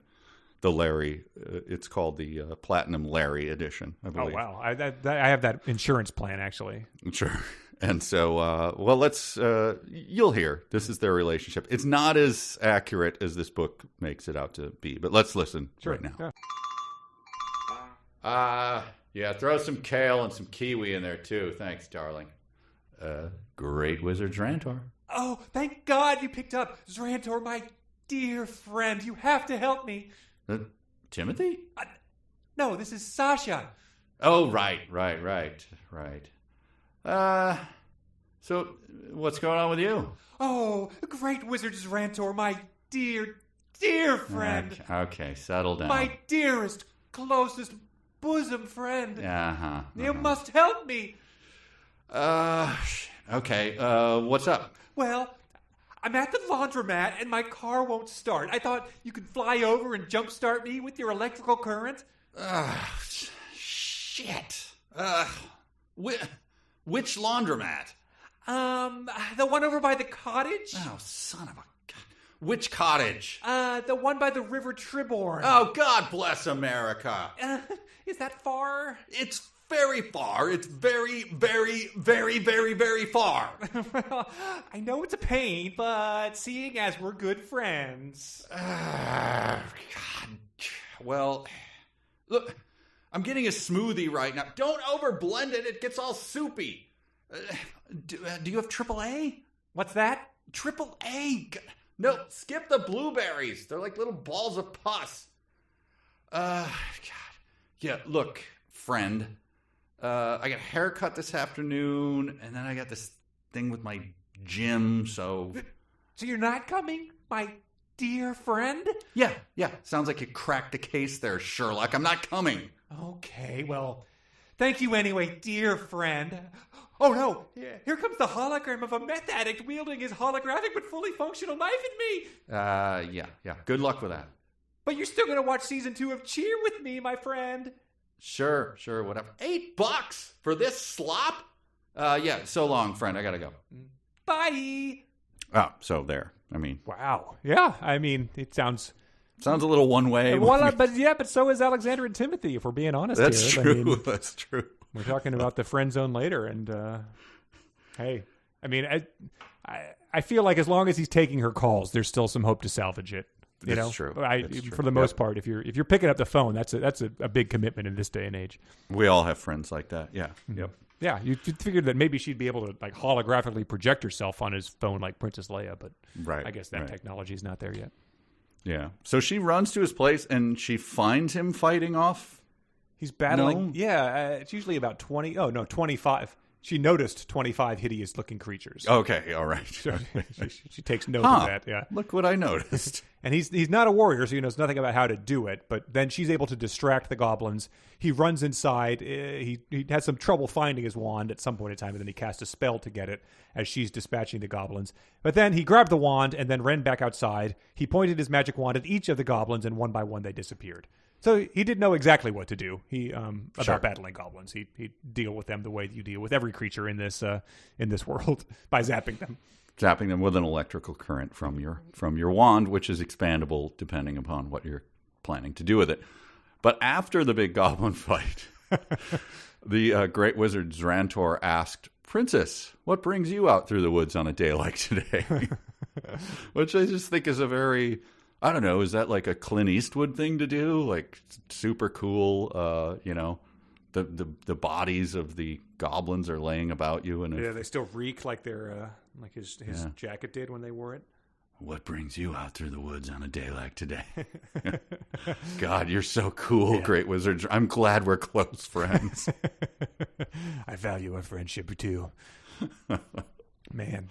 Well, he only has so much time to be cool like that because he doesn't want to leave with her. He says she has to come with him back to King Thomason's castle. They're consolidating power. The evil sorcerer is going to attack soon, but he's reluctant to leave because he says, "I built the cottage from the ground up. I built it by laying brick after brick."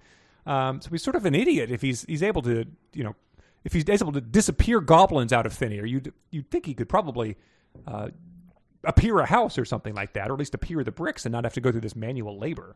Also, don't you have apprentices? I mean, yeah, come on. They're not mentioned. Yeah, what's going on here? But he does the Kazaba Kazetchum Stretchum thing with his wand, of course, to stride it with her. But the wizard Zrantror, sorry, gathered a few things in a bag and handed it to Princess Sasha. What do you think he threw in that bag? If you're the great wizard Zrantor and you're leaving your cottage in a hurry, what are you tossing into that bag? You're bringing a man-at-arms action figure from He-Man? Why do you need that? And are those like thong underwear? Like, look, don't look while I throw my stuff in my bag. A DVD of Adam Sandler's Click? What? When do you, Why? Why do you even have that in the first place? We don't have a player for that anymore. We do streaming now. Zrantor. They get back and they do the very standard thing of once the daughter has been in the woods by herself, they say, "Are you okay? What happened?" They yell that question at her for a while. She then sort of explains to people what happened, recapping what we just read. It's happened before. It happens again. We do have the king's advisor, Balgair, asking, "Princess, please tell us what had happened." And that's Balgair's only mention. So it's sort of like he's feeling the need to speak up, and like you do in a class participation in a college discussion. Just he checks the box next to his name that day. Wait, I missed that one because I wrote down the king's advisor Jamieson and Bothan. Jamieson and Bothan. The advisor Jamieson and Bothan, and this could be a book and canon misstep here. I don't know. Because I did note that they're very different. This is right when she gets there, and she says, "I bring disturbing news. What is it, my child? What has happened? I was traveling through the forest to visit with our friend the wizard here when suddenly there was a strange thing happening all around the woods." And that's when Balgair blurts in. And then they go on to meet like Sir Livingston. Okay, maybe I just have this in a different. Maybe it might be. I think place. there are other advisors, and I did take note of some of them. But we got this very funny exchange, I thought, as Sir Livingston and 20 knights travel to King Alexandros, because that's where the fair is going to be, and that's where they're all going to gather, right? Okay, yeah. And then they approached some 50 of King Alexandrio's knights rode up on their own horses. They approached the knight Sir Livingston and the other knights that were traveling with them. The knight Sir Vladimir asked, "Sir Livingston, is that you, my friend?" The knight Sir Livingston said, "Yes, Sir Vladimir, it is I. It has been a long time since I have seen you, my friend." The knight Sir Vladimir said, "Yes, it has been too long. How's your family?" So they're just like, broing down as soon as he gets there. He's just like really glad to see him. I found that very funny. "How are you, man?" Yeah, what's going on? Like, what? You still playing softball? Also, they got there and then didn't do the Livingston, I presume. Oh my God, yeah. Which I assumed that's what the whole setup was for. Oh man. Sir Vladimir asked, "Sir Livingston, is that you, my friend?" Wow. They blew it again. Right. Yes, they blew it massively. And then I think they sort of recap what Sir Livingston had recapped to him by the princess to King Alexandrio here. Okay, I'm looking up a Jamieson right now. Okay. So just to correct my... No, yeah, there it is. The king's advisors... Yeah, with Knight Sir Livingston, the king's advisor Jamieson said, "My lord, this is not good." The advisor Bothan said, "This is a message for us all." Bothan? Like many Bothans died to bring Many us this Bothans died to bring us this... I've got to make sure I can see this. Oh, yeah, I must have noted that because... Oh, yeah. Yeah. The advisor Bothan and the advisor Jamieson. Those are... Yes. That's right after Balgar. So we get Balgair, Bothan, and Jamieson. Yeah, okay, I missed Balgair. Sure, he's the one that says, "Princess, tell us what has happened." They all got a line. They all got class participation that day. Okay, wow. So yeah. So the character count just climbs. Yeah. That's another thing that I noted in the previous chapter is when they were yelling at the daughter, it must have been Alexandra and Timothy. They're yelling at them, and it's like a paragraph of yelling, obviously. And then all of a sudden they go, take her out of here. And then they list like 17 knights who take her out of there. It's like, so where were they hanging while this is going on? I mean, like, what are they doing? They're like shuffling and looking at their feet while someone's just yelling at their daughter. Yeah, every single person who ventures into the woods gets immediately attacked by 20 goblins or a tree root, and the knights mostly just stand around listening to the king yell how much he respects Timothy's young love. He's got to, in the middle of his thing, go like, well, don't you guys have something to do? Yeah, right. I'm talking to my daughter here. Like, well, I assume you're going to want us to escort her at some point, so I don't know what to do. Yeah. I'm so nervous. That is how all these conversations end, sir, so we're just sort of getting ahead of it. Yes.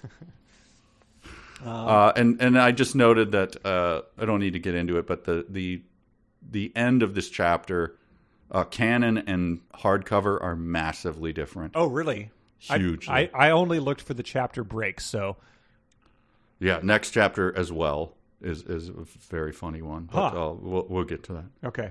What do they change here? They just expurgate the whole leaving of all the knights, I think.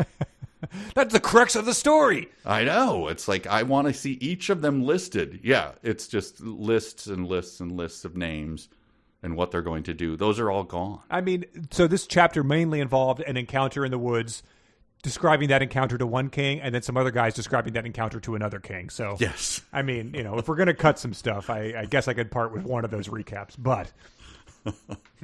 Oh, you can just imagine, though, she's just like wiping a tear from her eye, like, okay, I'll get rid of it if I have to. And kill another darling. Yes. Oh. Well, that brings us to the final chapter of this section, which was chapter 9, which had some of my favorite stuff in here, because we finally get a really good look at the Northland of Antigua, where the sorceress Gwendevere rules. This is amazing. I think early in The Lord of the Rings, the first time I saw it, when they just cut to Sauron's kingdom, it is quite stunning, because it just looks completely different, and you just get this glimpse, and the drums are beating, and the camera's soaring through all this just horror. Yeah, that's what this is. Yeah, she's out on her balcony. It pulls right in. She's taking it all in, surveying her winter wonderland. Yes. But it says, the sorceress ruled her land with the power of the darkness. She had no compassion and would destroy anyone or anything that got in her way. She demanded that all those around her worship and follow her command or risk punishment. And we have to take their word on it, because all we've seen her do is her cat has rolled her eyes at her. So that's all we've seen, really. Right. It doesn't. Not a demand of worship or anything. I like, though, that after all of that description of just an evil sorceress, the sorceress had no tolerance for failure and was unwilling to compromise with anyone about anything. I mean, we've all had bosses like that. It's something you kind of admire. Yeah, I know, he's guy's kind of a jerk, but you can't argue with the results. Gets results, yeah. He doesn't he doesn't plan to fail. He only fails to plan. That's right. Well, you can hope the sorceress, circles back to something at some point in time. But I demand more from you, cat.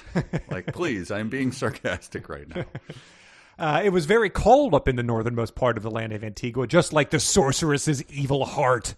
Even her eyes were cold as ice. It often snowed in the northernmost province of the land of Antigua, and ice was everywhere. It was always winter there. Even though it was dark and cold in the northernmost province of the land of Antigua, it was strangely beautiful there. So they're doing the walk back thing already. Got her evil heart, but it's also strangely beautiful. It looked like a winter wonderland. So using that well-trod Carol cliche as a comparison here in Antigua. It reminds me of my. It's a famous line from my son George. Mm-hmm. He's a unique guy. When he was a little kid, very little. And the poor guy had to have glasses, so he was called Harry Potter all the time and everything. But as a little kid, he came into the room. He stormed in. He's tempestuous at times, and he goes, "I hate the world." And we went, "George," and he goes, "Of course, I love the world." which is, a summation of his character. We love that quote. But that's what this book is like. Yes. Yeah. It was a horrible, frozen hellscape. frozen nightmare. Very, very beautiful. Yes. Oh, that's perfect. Speaking of 5-year-olds, I compared this to this section here. These alligators were able to leave. Yeah, sorry. One more sentence. The castle the sorceress lived in was surrounded by a moat, which was where her alligators lived. These alligators were able to live in freezing cold weather. The sorceress used her magic to prevent the moat from freezing in the cold temperature. The sorceress's alligators were ferocious and would attack and chew up anyone who got in their water. The sorceress pulled her strength from the darkness of the night and dreamed of one day ruling all the land of Antigua. And I sent you a drawing that my brother did when he was 5. Oh, nice! It's a great drawing. I'll post it of a character he created named Dino Death, and then parentheses super villain. Because you need to clarify whether Dino Death was a good or bad guy. And then my dad has written the powers that my brother dictated to him. The powers are King of the Reptiles, can turn into a snake. With his terrific speed, he can jump onto the Eiffel Tower, and he can blow down the Statue of Liberty with one breath. Yes. So that's sort of what we've going here. She pulls her strength from the darkness of the night, dreams of one day ruling the land of Antigua, has alligators who live in freezing cold weather because of their magic she uses to prevent their moat from freezing. That was the one that I was marked down as the wife writes the one sentence and then goes, "Okay, smart guy, follow this up." The castle of the sorceress lived was surrounded by a moat, which was where her alligators lived. Those alligators were able to live in freezing cold weather. We got to explain this, right? I mean, you know. Yes. People will accept holograms on fire, but they're going to wonder how this happens. Yes. Each sentence is a challenge to the next sentence. Yes, right. Yeah.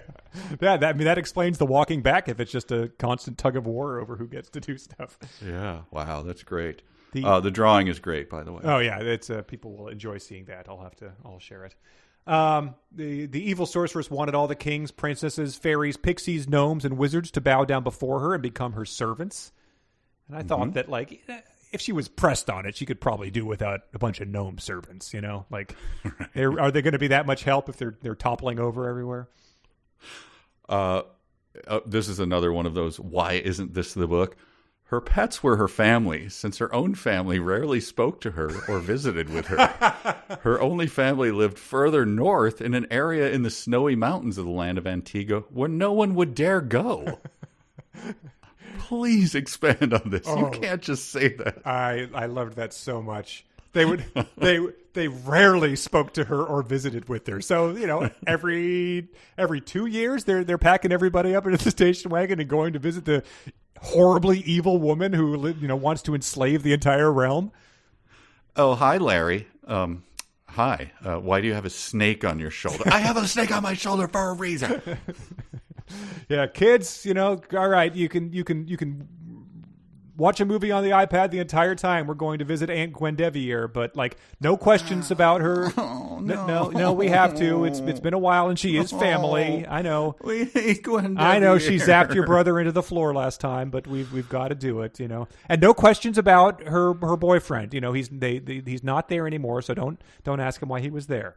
But she has her pets. She doesn't even want to see us. I know. If any enemy comes too close to your sorceress, the Black Panthers will rip them to pieces. But that's not going to happen again. She said she's not going to let that happen again. Can we watch Shrek 3? All right, but this whining is not going to be tolerated, mister. And that's non-negotiable. Okay. Well, would Shrek whine about having to visit the evil sorceress? No. Shrek's a hero. Oh my God! Why isn't that the book? They would rarely visit with her, yes. or speak. So they're calling her up, I guess. Maybe they're just calling to ask for money. I don't know. But then they moved to the place where no one would dare go. We'll show you. And so when I for a brief time was a debt collector, and would call people, they would move to Florida. Had laws where you couldn't pursue debt. It was nice. Easier to get debt relief. And I'd call people and they would go like, I moved to Florida. You can't do anything. And I'd be like, well, we can still garnish your wages. They go, yeah, I quit my job. Like, well, you showed me. You moved and quit your job to avoid paying $20 a month on a credit card debt. You win. Yeah. So Gwendevier's loser brother is up there, like, burning his like old high school textbooks to heat his family up, being like, sucker. Why did you bring us to the land where no one would dare go? Let's see them try to garnish my wages here. I watched one time something, I forget what it was, but some guy was being served with papers, and the guy immediately just like threw it on the ground and was like, drop serve. And I'm like, how many times have you been served that you know how to deal with this in like a, legal loophole kind of way? I'm flying a maritime flag upside down on Sovereign my own citizen. country. And then it goes into the Black Cat's relationship. It says she was someone that the evil sorceress could depend on to talk rationally to her. If the evil sorceress got too angry, her judgment was clouded. Her cat would be there to reason with her and make her thoughts and decisions more clear. So keep in mind that this cat, who's her like consigliere, is going to be hit on the head with a frying pan by a mouse at some point in time. So that's the real rational and level-headed confidant there. There were many times when the sorceress Gwendevier wanted to have her cat destroyed. Which, I mean, a lot of questions there. Yeah. You are an evil sorceress, but you're going to like pack the car up, like put her in the cat crate. Yep. Head down to where? Compassionate cat care. In your kingdom, and it's like, the wringing of hands. Like, I didn't want to do it, but it's a very sarcastic making the right cat. decision. Yes, we understand. Yeah, that's explicitly said why. It's because for being so sarcastic. So the eye rolling is what got her. We've had sarcastic cats, and yes, we handle it, and I can assure you, it will be done humanely. Oh, I didn't want it done. I don't care. I just don't want to do it myself. Yeah. And the more details about the Black Cat is it was often found lying around the castle, licking her fur to get it clean, or drinking cow's milk, which I appreciated them being specific about. But isn't that cats famously don't tolerate cow's milk, right? I don't know. I'm not a cat person, but I had a cat friend who told me don't ever give milk to a cat. No, we did a Riff Track short too, where they it was about a cat, and they oddly specified like now it's old enough that it can have cow's milk. So I don't know if they just needed to tell people like, if you're milking a goat out back, like don't give that to the cow. It tastes too maybe grassy. just kittens can't, or I don't know. Yeah. Okay. Wow. But she also, besides her Black Panthers, which are all between the ages of 10 to 20 years old, she has an Egyptian cobra snake, which she carried around with her. that famous all uppercase proper noun Egyptian cobra snake. I did not look it up. Is that a thing? I didn't look it up either, but I thought that might have been a way to skate around how she got it. It's like not from Egypt, like she didn't import it. It's like, it's a that proper name, like a northern cardinal type of thing. Okay. And in case you didn't know about snakes, this is apparently a thing that happens regularly, I guess, because it's described. If anyone got too close to the sorceress, her snake would flare up in anticipation of the sorceress' very survival being threatened, and then strike out at its prey. It would bite the victim with its fangs, not with its ass or anything. And the deadly bite would paralyze the victim with a neurotoxin. So now we're going into a deep dive here about snakes. How snakes work. The snake's victim would just not lie there, on the ground, staring helplessly as the poison traveled throughout their body, eventually destroying them.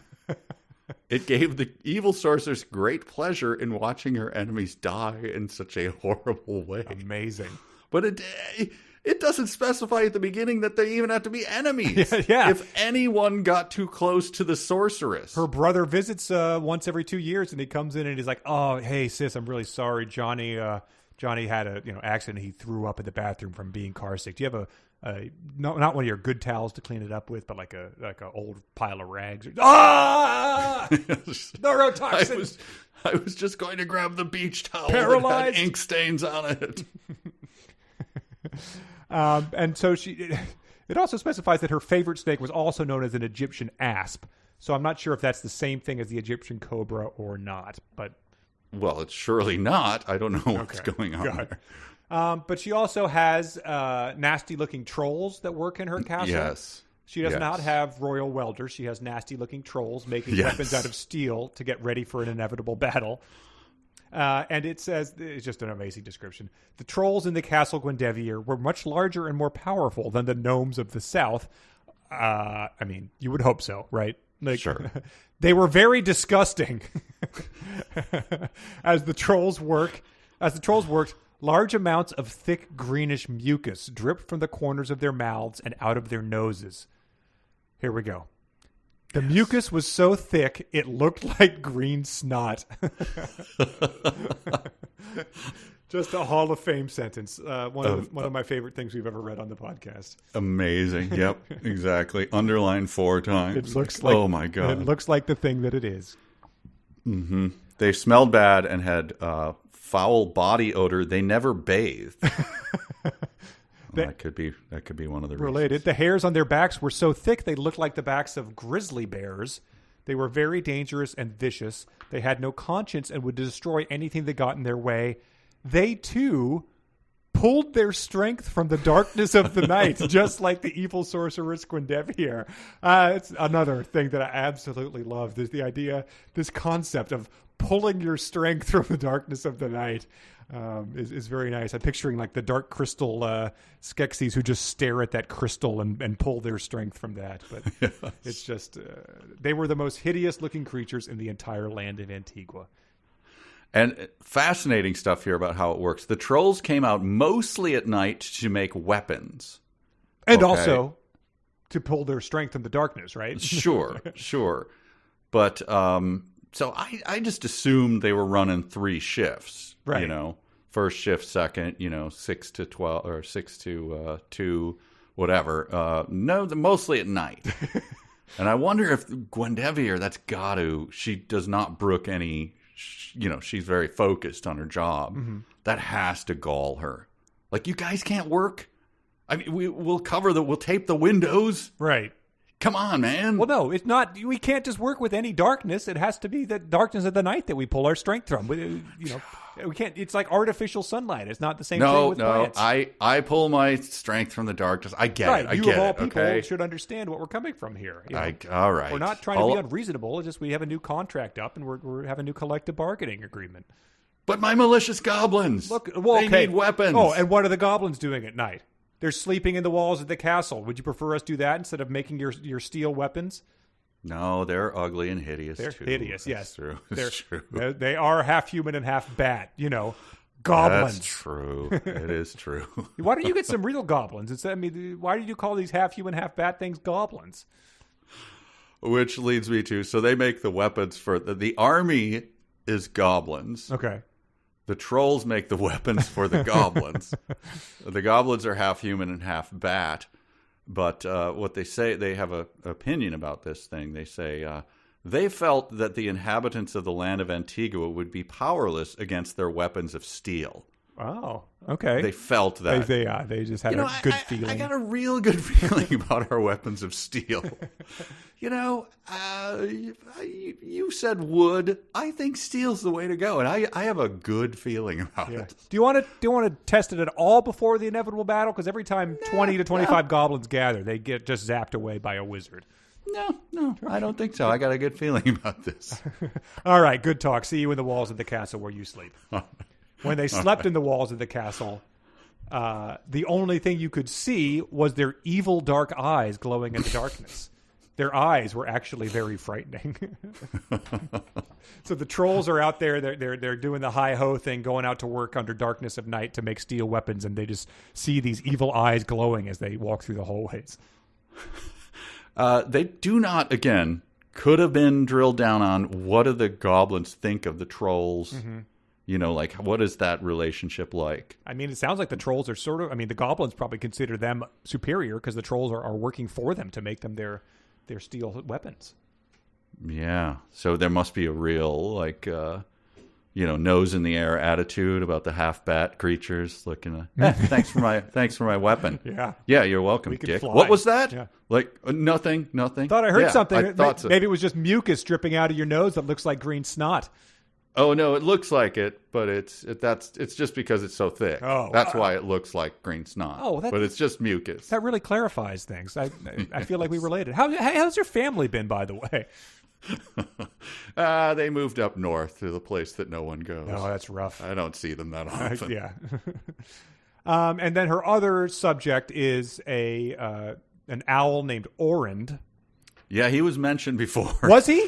Oh, yes. Beautifully mentioned. Holy in the middle of nowhere. It was just like Oren, the owl, and that was it. Okay. Yeah. All right. Because you mentioned Yeah. she used to use her crystal ball to stare at the sword that the royal welders made. Yes. And yes. we get a background on that, which is that Orend has big, beautiful owl eyes that he looks at things, and then that transmits it to her crystal ball. She has an owl intermediary here. Okay. And he lives. Seems like she should cut that out. It seems like she could use her all-powerful magic to maybe make it not depend on an owl. Right. Like she's like, why is there a hot owl in a bikini in my crystal ball? Orend, come on, focus. But Orend lives underground, or lived under the ground in a burrow, which was big enough for him to rest and sleep in. So I'm glad they clarified that where he lives is big enough to contain him. Orend, the underground owl. Okay. There is a minor league baseball team called it's in Utah, the Orem Owls. So I have no idea if something's going on here. They spell owls with a Z. So I'm not sure, but maybe someone there. Wow. We don't know anything about the. It wouldn't surprise me if this had like a Utah connection. This book. Yeah, it goes deep. All right. When people search for the Orem Owls, they also search for the minor league team, the Ogden Raptors. So, of course, Utah, yes. Another team.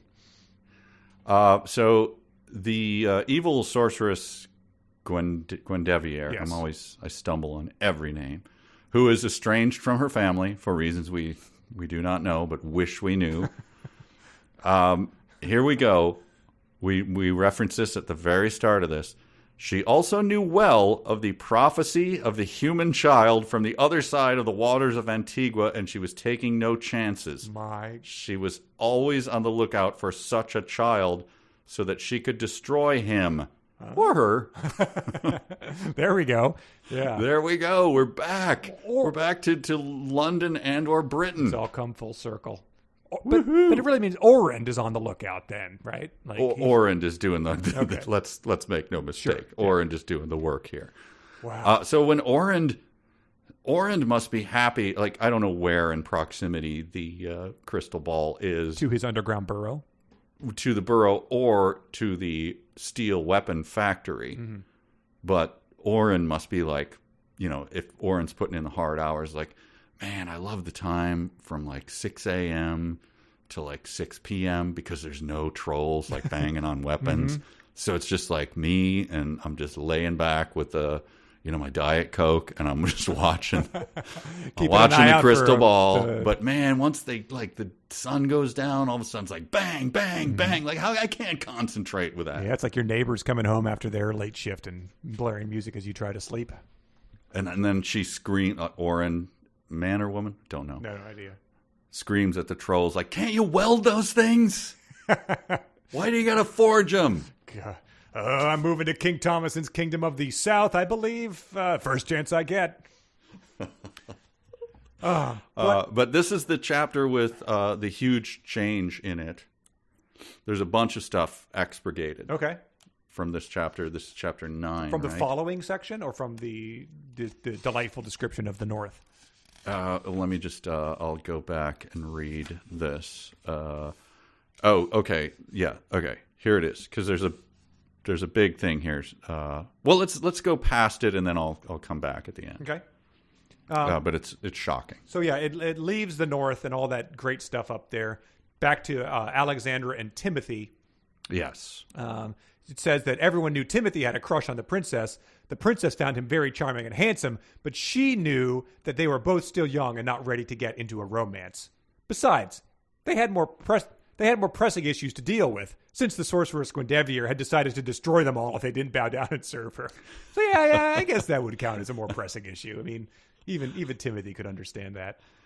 I got a little crush on you. Hey, they just shot they shot the World War One. What caused World War One? Yeah. Gavrilo Princeps shot Archduke. Gavrilo Princeps, Archduke.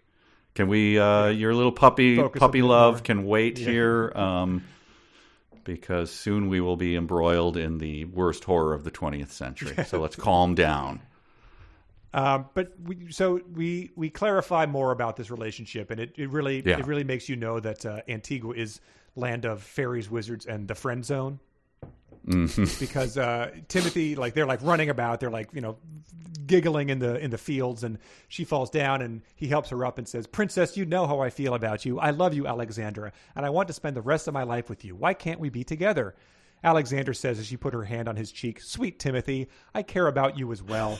We have known each other since we were both children. We have been through a lot together over the years. You are my closest and dearest friend, and I will always care for you, but we are both too young to get into a romance. If it was meant to be, then we will get married and be together forever. But it will have to be when we are both a lot older. Do you understand, Timothy? Please say you understand. I don't think I could handle it if I lost you as my friend. I care for you too much for our friendship to end." I just imagine the Timothy on the other end of that as she meets it out. Yeah. "Princess, you know how I feel about you." "Oh, I do. Sweet Timothy." He's like, "Uh-huh. I care about you as well." "Oh, yeah. We have known each other since we were both children." Uh-oh. Yeah, right. That's not sexy. We have been through a lot together over the years. You are my closest and dear... God, yeah. Don't say it. Yeah. But that royal welder, Bruce, he's, he just, when he washes down at the end of a long shift of welding swords, oh, man, he takes off his glistening. Top hat, and then he pours that bowl of water over his head, and it goes in slow motion as he shakes off. See, he bathes since he's not a troll. That's right. But I sent you another picture that was of a Facebook image a guy posted, and it's it's a guy who looks like this could happen to him. He's just posing next there, he's taking a selfie with this cute girl, and then he posts as a comment, he's like, "Wow, we look like a real couple here," and the girl replies, "Yeah, a real couple of besties." And that's essentially what has happened to Timothy. Yes. But last chapter the king was talking about them. He knew they would get married one day, so maybe he's just maybe he's trying to help Timothy here. He's trying to help him out. This reminded me very strongly of, I had a friend who in college had a girl that we all knew that he was head over heels in love with, pursued her forever, and we went up to visit this person at a different, it was far away, and we stayed the weekend. And we got to see him get Timothy just get shot out of the saddle. And so that happened on a Friday night or something where we all witnessed it. Devastating. Yeah, you're a great guy. You're one of my best friends. And so for the rest of the weekend, we had to just counsel him. But all we could do was do jokes about him getting shot out of the saddle. He's like, "Stop it, guys, man, this hurts." Yeah, but why did you invite us up here to witness that? Oh man, that's just got absolutely Timothy'd right in front of us. The worst moment of your life that you absolutely understand how everyone else would find it utterly hilarious. Yes. And he starts saying things like, "I would give my life for you." So I'm wondering if we're dealing with Chekhov's friend zone here. I don't know.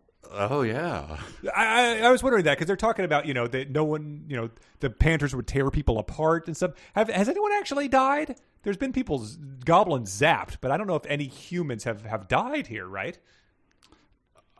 No, I think the first attack of the village, everyone just moved up. Damn, my hut. Ugh.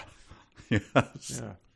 Well, they threw their stuff in a little sack like Voltron or Zortran or whatever the hell. But so they're out of the field, and the dragon is about to attack the real dragon Voltron, not the hologram. Back in the castle, the king and the queen are very nervous. And the queen says, "Alexandrio, Voljar is coming. Where is Alexandra?" Benjamin, who was one of the king's closest friends and advisors, said, "My queen, Alexandra, will be all right. She knows how to run to safety. I don't think that the princess is foolish enough to stand out in an open field and let the dragon Vorultrar come down from the sky and destroy her with his balls of fire. She is too smart for that." So if we're talking low bars, Benjamin's opinion of what the princess is too foolish to do is pretty low. Timothy, maybe he'd let the dragon come down from the sky and destroy him with the balls of fire in the middle of a field, but not your daughter. But I think second line from Benjamin, by the way. Oh yeah, I mean the advisors must have been one of those. Yeah, the advisors. Who... That's like in a sixth grade class play or something where there's some kids who just can't hack it, but everyone has to have a line, so they get to come in as one line and be like, "Sir, the knights are here." Well then send them in, says the actual good actor in the class. You're messenger number 2. You give the brattiest kids, you give them a line towards the end of the thing so that they have to behave the whole time just to get to say their line. So Benjamin's a bratty kid. But yeah, then we get, and this is where the book just gets massively different. Oh, wow. This big attack and the cave drama. The dragon chases them into a cave. It's not in the paperback? It's not in the hardcover. That's insane. Yeah. I mean, it's crappy, and it's not wasn't the funniest part of the thing, but it's sort of a set piece. Well, here now that I can read it, now that we know that Timothy got sent to the friend zone, we're in Guindevire's castle, right? Yeah. She loved tormenting her enemies, etc., watching their weaknesses. She wanted to let the inhabitants of the land of Antigua know exactly what her gigantic dragon was capable of doing to them and their land. The knights of King Alexandria found their way into the cave with Princess Alexandra and Timothy. That's the hardcover. That's the Kindle. No, I'm looking at. Wait. What do you see? I have a huge thing here. Oh, did I catch something? Wait. Are we reading different versions of this book? Is that what we're discovering right now? I don't think so. There's nothing else. But that is it talks about the thing, and then it says the knights found their way into the cave. What do you have? I'm reading the PDF here. It's pages of them in the cave. Really? Yeah. Before that, there's a whole bunch of crap. I mean, the ground trembling, and the dragon has already disappeared by this point in time. Oh, no. The blue dragon hovered in the air right above the cave where they were hiding. The giant creature flapped its wings back and forth as it hovered over to the cave. It spit out a ball of fire right in front of the cave where they were hiding. Yeah. I've got that. Okay. Maybe I accidentally drug it somewhere as I was making a edit or something. But yeah, it's okay. Anyway, well, trust me, the PDF that I'm reading, which I think is the Kindle version, is quite different from the hardcover. That's all I'm saying. Wow. All right. A lot, like pages and pages. They did specify in here that as he's about to attack, Vorultrar flew through the air and spit out fire from his mouth and nostrils. Vorultrar was a gigantic dragon. He was blue in color. They are reinforcing that, as he's often been referred to as the capital B Blue Dragon Vorultrar for the first 70,000 words of the book. So I'm glad that they're really making sure we know that. Oh yeah, no, they had right back to Alexandrio's place in the hardcover book. They head back there. And that whole dragon attack is X Brigade. Okay, sure. Just so anyway. And there's great stuff in the attack. It must have killed her to have to edit that out. So when they go back, are we doing anything more? Just the sorceress was watching all that, and then the dragon runs off. I guess I don't know what scares it off, but it says just as quickly as he has appeared, he flew away from the cave and headed for home. Yeah, there's a bunch more then. Then there's the argument back and forth between the king and queen and Alexandria. Yeah. No, but the hardcover, what I'm saying is the hardcover has none of that. Well, don't read the hardcover. I'm just looking at it to point out. I'm not reading. They go back and they recap everything that happened to the king and queen, as they tend to do in these situations. I'm saying that in the hardcover, that's all gone. We could have been spared all that. That's all I'm saying. They say that Timothy is going to make a fine knight someday. The king says. The king seems very vested in Timothy's future success. He wants him to marry his daughter. He's going to make him a fine knight. He'll be greatly rewarded. And that's when they give the second, Alexandra means the world to us, and if something were to happen to her, I don't think that we could bear it, B-A-R-E. No. I'm just trying to see. My interest in this is to see if the maiden China makes it to the hardcover. Oh, she does. All right, China's in. Good. Okay. Yeah. All right. What does she do here? Oh, gave her a prepares her bathwater, or maiden China said, "Princess, I heard the king say that Timothy was with you and he protected you. Is that true?"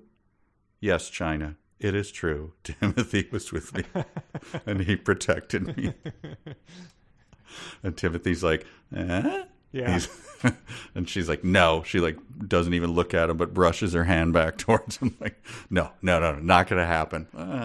Yeah, and then Maiden Lily asks with excitement, "Are you in love, my princess? Are you?" And Maiden Antoinette says, "Perhaps the two of you will marry." And she says, smiles and whispers, "Perhaps someday." But before that, when she had gone into her bath and everything, which I'm sure Timothy is just sitting outside, quivering as he's just overcome with the thought of the princess taking a bath, she says, "You are my hero and my closest friend. I shall cherish you always. Remember what I said. Your friendship means the world to me, and I don't want to lose you." She gave Timothy a kiss on his right cheek. And then so Timothy's just got to be like, "Don't worry, princess. You could never lose me as a friend." I love that she's just grinding. Yeah, it's amazing. The cheek kiss, devastating. And that someone watching it would be like, "Man, you were really hard on him back there with that friend stuff." And she would go, "Oh, was I?" Don't pretend you don't know that. Yeah. But what? I was saying good things. You're my dear friend. Yeah, you know. Get my owl to look at the welder. I wish to be alone in the bath. And it ends with the dragon flying back, and she says, Vorultrar has arrived, as the entire foundation of the castle shook. So he's not had great luck killing people, but she still has a lot of faith that he's the ticket to everything and not his fire hologram. And she's like, "So everyone is dead, I assume? The war is over?" Right. How many cottages were there yesterday? There's a lot fewer of them now. That dweeb Timothy, though, you at least were able to take him out. Yeah, look about Timothy. I have a bow tie, by the way, that I'm tugging on right now. Well, the cat sort of does that. The chapter ends with the evil sorceress Gwendevere asking sarcastically, "Cat, would you prefer I spend my time tormenting you instead? That would give me great pleasure as well." The sorceress's black cat became frightened. She said fearfully, "My queen, I'm sorry. My bad." "Please, by all means, continue tormenting the inhabitants of the land of Antigua as much as you like." Backing out of the room. And then clang goes the frying pan. Oh, and the cheese gets eaten, I assume, on one of those tabletops with a Italian restaurant checkered. Yes, yep. Yeah, the mouse cutting a piece lovingly for his wife. Yes. Perfect. Oh, beautiful. We have that to look forward to. Another just chock full section of just a wild ride. Holy moly, this book. I honestly can't wait to see what happens next. I see that chapter 10 starts with the mermaids Philandria and Sharana. So, we're back underwater. We're getting, they didn't abandon the prophecy. It was in this section. So I guess we're going to get some more advancement of the plot. Were the gorillas in the prophecy, do you think? Boohoo or Bogo. Yeah. I hope he's the only character that dies. The infant gorilla gets torn apart by panthers. No, it's just gets shot, like the scarecrow dance in slow motion and just blood spurting out of the gorilla. More bullet hole than gorilla. The music from Platoon plays. Adagio.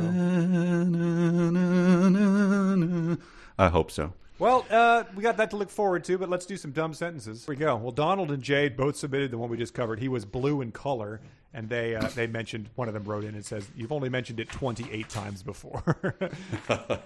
Alex submitted this one, which just standing alone is fantastic. The hologram is on fire. The hologram is on fire and is on fire, and it's headed right for us. I don't know if that's a typo or if that's actually in there, but... even without that, the hologram is on fire and is headed right for us is pretty spectacular. Janelle submitted when they slept in the walls of the castle, the only thing that you could see was their evil dark eyes glowing in the darkness. That's the goblins, of course. And she's just says, calling attention to the fact that the detail that they sleep with their eyes open. So that's interesting. Maybe that's their bat half doing that. Yeah. Dan submitted this sentence, which it stands alone. Of the many gnomes living in the land of Antigua, there was the gnome Hori.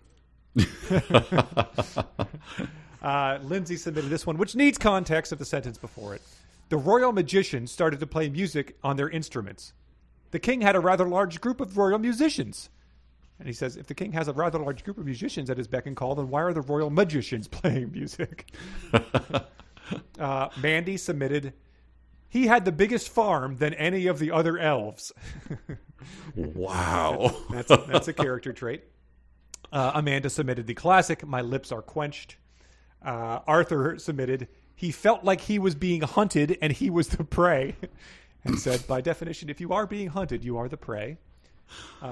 Keith and Chat both submitted this one, which was covered, but I want to say it again. I don't think that the princess is foolish enough to stand out in an open field and let the dragon Vorultrog come down from the sky and destroy her with his balls of fire. Mike submitted, the sorceress's Egyptian cobra snake was very dangerous and also venomous. And he said, so other than being poisonous, it was dangerous because you might trip over it? Justin and Taylor both submitted, he looked into the pot and then took his nose and smelled what was in the pot. Wow. What do you mean he took his nose? I think that was the wizard Zrantor making the potion. Yes. That's it for our listeners. Let me find. I definitely had a very good one that was. I purposely did not. You look for it. I'll do mine. Okay. The creature that was holding on to the princess began to smell bad. Who was holding on to her? I think that's the goblin. The goblin. The fake Zrantor. Yes. Oh the Zrantor, he of the top hat. Yes. So I mean, there's only one real way that can happen all of a sudden. Right. Goblin ripped one. It's. I would love to hear that described. Began to smell bad. Yeah.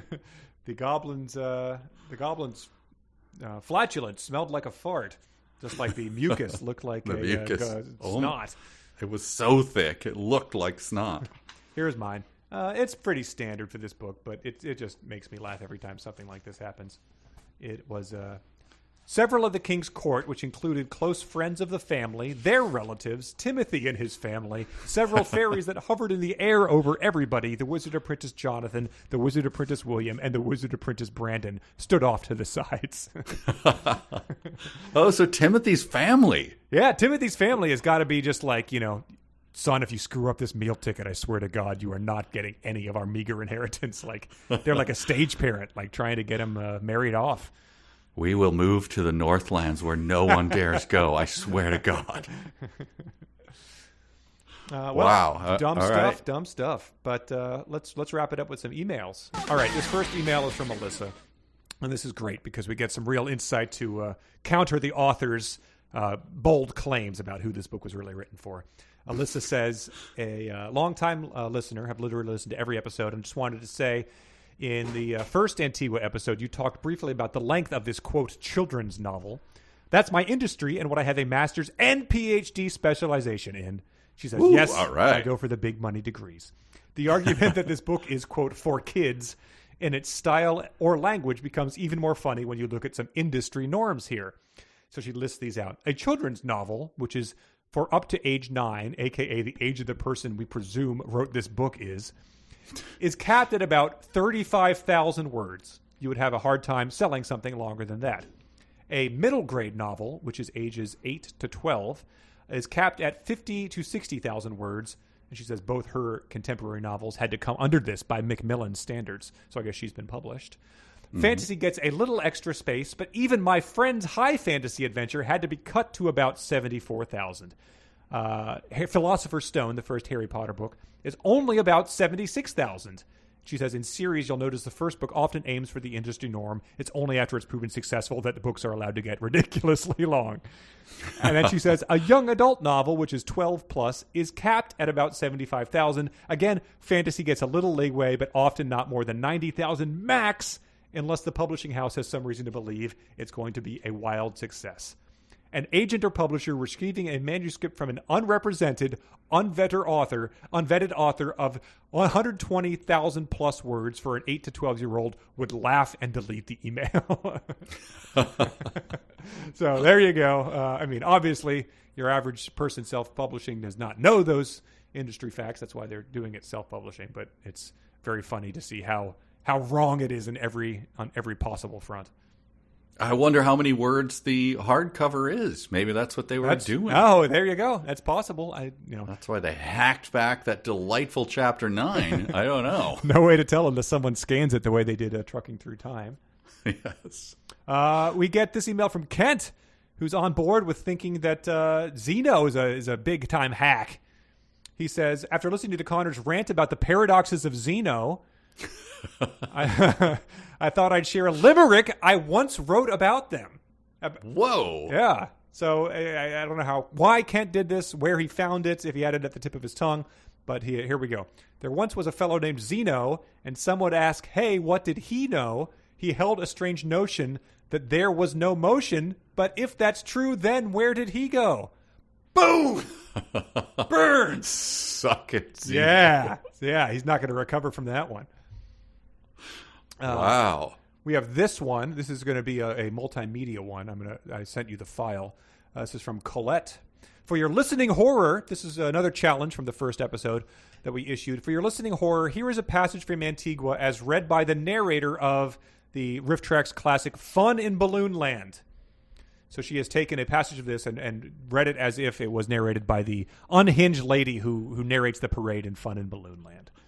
That is, again, my uncle who served in the Pacific in World War II would love this. Yes. So, we've got Xeno paradoxes, obscure narrators reading the book. Let's take a listen. There was a pink fairy named Prinky. She was a pretty fairy, but she was also very annoying. She talked with a squeaky voice. She was always flying around where she wasn't wanted, touching things that didn't belong to her, and making a pest out of herself. One day, the great wizard Thandorfer was in his cottage mixing up a pot of magic potion. The fairy Prinky flew into the cottage. She flew all around the cottage and then hovered in the air in front of the wizard Thandorfer. Wow. I mean, it's what that would sound like. And it fits it pretty well. We just revisited, we're doing a special project, and I got to look at Fun in Balloonland again. It is a warm balm. It's so good. It's like so stunning. Having your maiden wash your hair for you. It feels that good. Yes. Oh, man. Amanda writes in, I wanted to report that I started reading passage of this to my 7-year-old son on the drive to my in-laws for Christmas, and I've more evidence, that the Ellis's claim of the book being beloved by children don't hold water. Even he started heckling, why are they all yelling? And they just said that same thing 1 second ago. She was driving to see relatives, was she? Do they have a rare snake, Egyptian cobra snake around their hopefully shoulders? Her 7-year-old Panthers? did not get mauled by a panther he got too close to. Wow. And then we have an email from Claire, who said, thank you for all you do finding these terrible books and sharing them with the rest of us. There was something so wonderful about terrible art. Recently, I've been catching up with some episodes from last year. Wanted to share. I often listen to the podcast while I play with my toddler. Every time the intro, outro, dumb sentence, or fanfic music clips play, he stops what he's doing to dance. So greetings from your 1-year-old and perhaps youngest fan. So that is fantastic. Yeah. So I don't know which one I want more. The 1-year-old dancing to the music I composed of the Pocket Operator or the sentence music, but I understand you don't want to put your kid out there for a bunch of weirdos to watch dance, but if you are so intrigued, we would love to see that. We don't have to post it. I'll just send it to Mike. Yes, I would love that. And then the last email was from Steven, who said, I'm not a cartographer. I already posted this on Patreon. But I could be an amateur vexiologist, I guess. I don't know what that is. At any rate, here's my attempt at creating flags for the kingdom and cultures of Antigua. Some are better than others. And Steven created a bunch of like house sigils, like Game of Thrones, for the various four cardinal direction kingdoms. He did. My favorite are the ones for the underwater kingdom. There's one of an octopus holding swords in his hands. So we posted that Charlie. on Patreon. Yes. But we will post those along with this episode so that everyone can enjoy these. And maybe some T-shirts will be forthcoming. That is good work. I make a small request that someone do the map, please. Yeah, that would be great. Yeah, if there is a cartographer, I guess if we've already wanted this, then we want that out there. But come on, how hard can it be? Map an entire fictional it can kingdom. be crude. Yes, it can be Tolkien-esque. Yeah. I mean, that was a pretty crappy map, right? Yeah, just make sure there's some goblin snot somewhere on it. Yes. Wow. Well, if you can't tell, we're enjoying the hell out of this. Encourage you to read along. Tremendous It's stuff. just Great fanfic like, for everybody. Great real sections later. Great emails. Great dancing kids. It's just a wild ride here. take a big swig of water every time you start a new paragraph, and soon you will have more spit takes than you could ever hope for. 7-year-olds berating it left and right. It's it's tremendous. All right. Well, we will carry on. We'll get a reading assignment, and you'll find out soon. Thanks, but, everybody. Thanks, Patreon. Thank you. Yep. So long. Bye.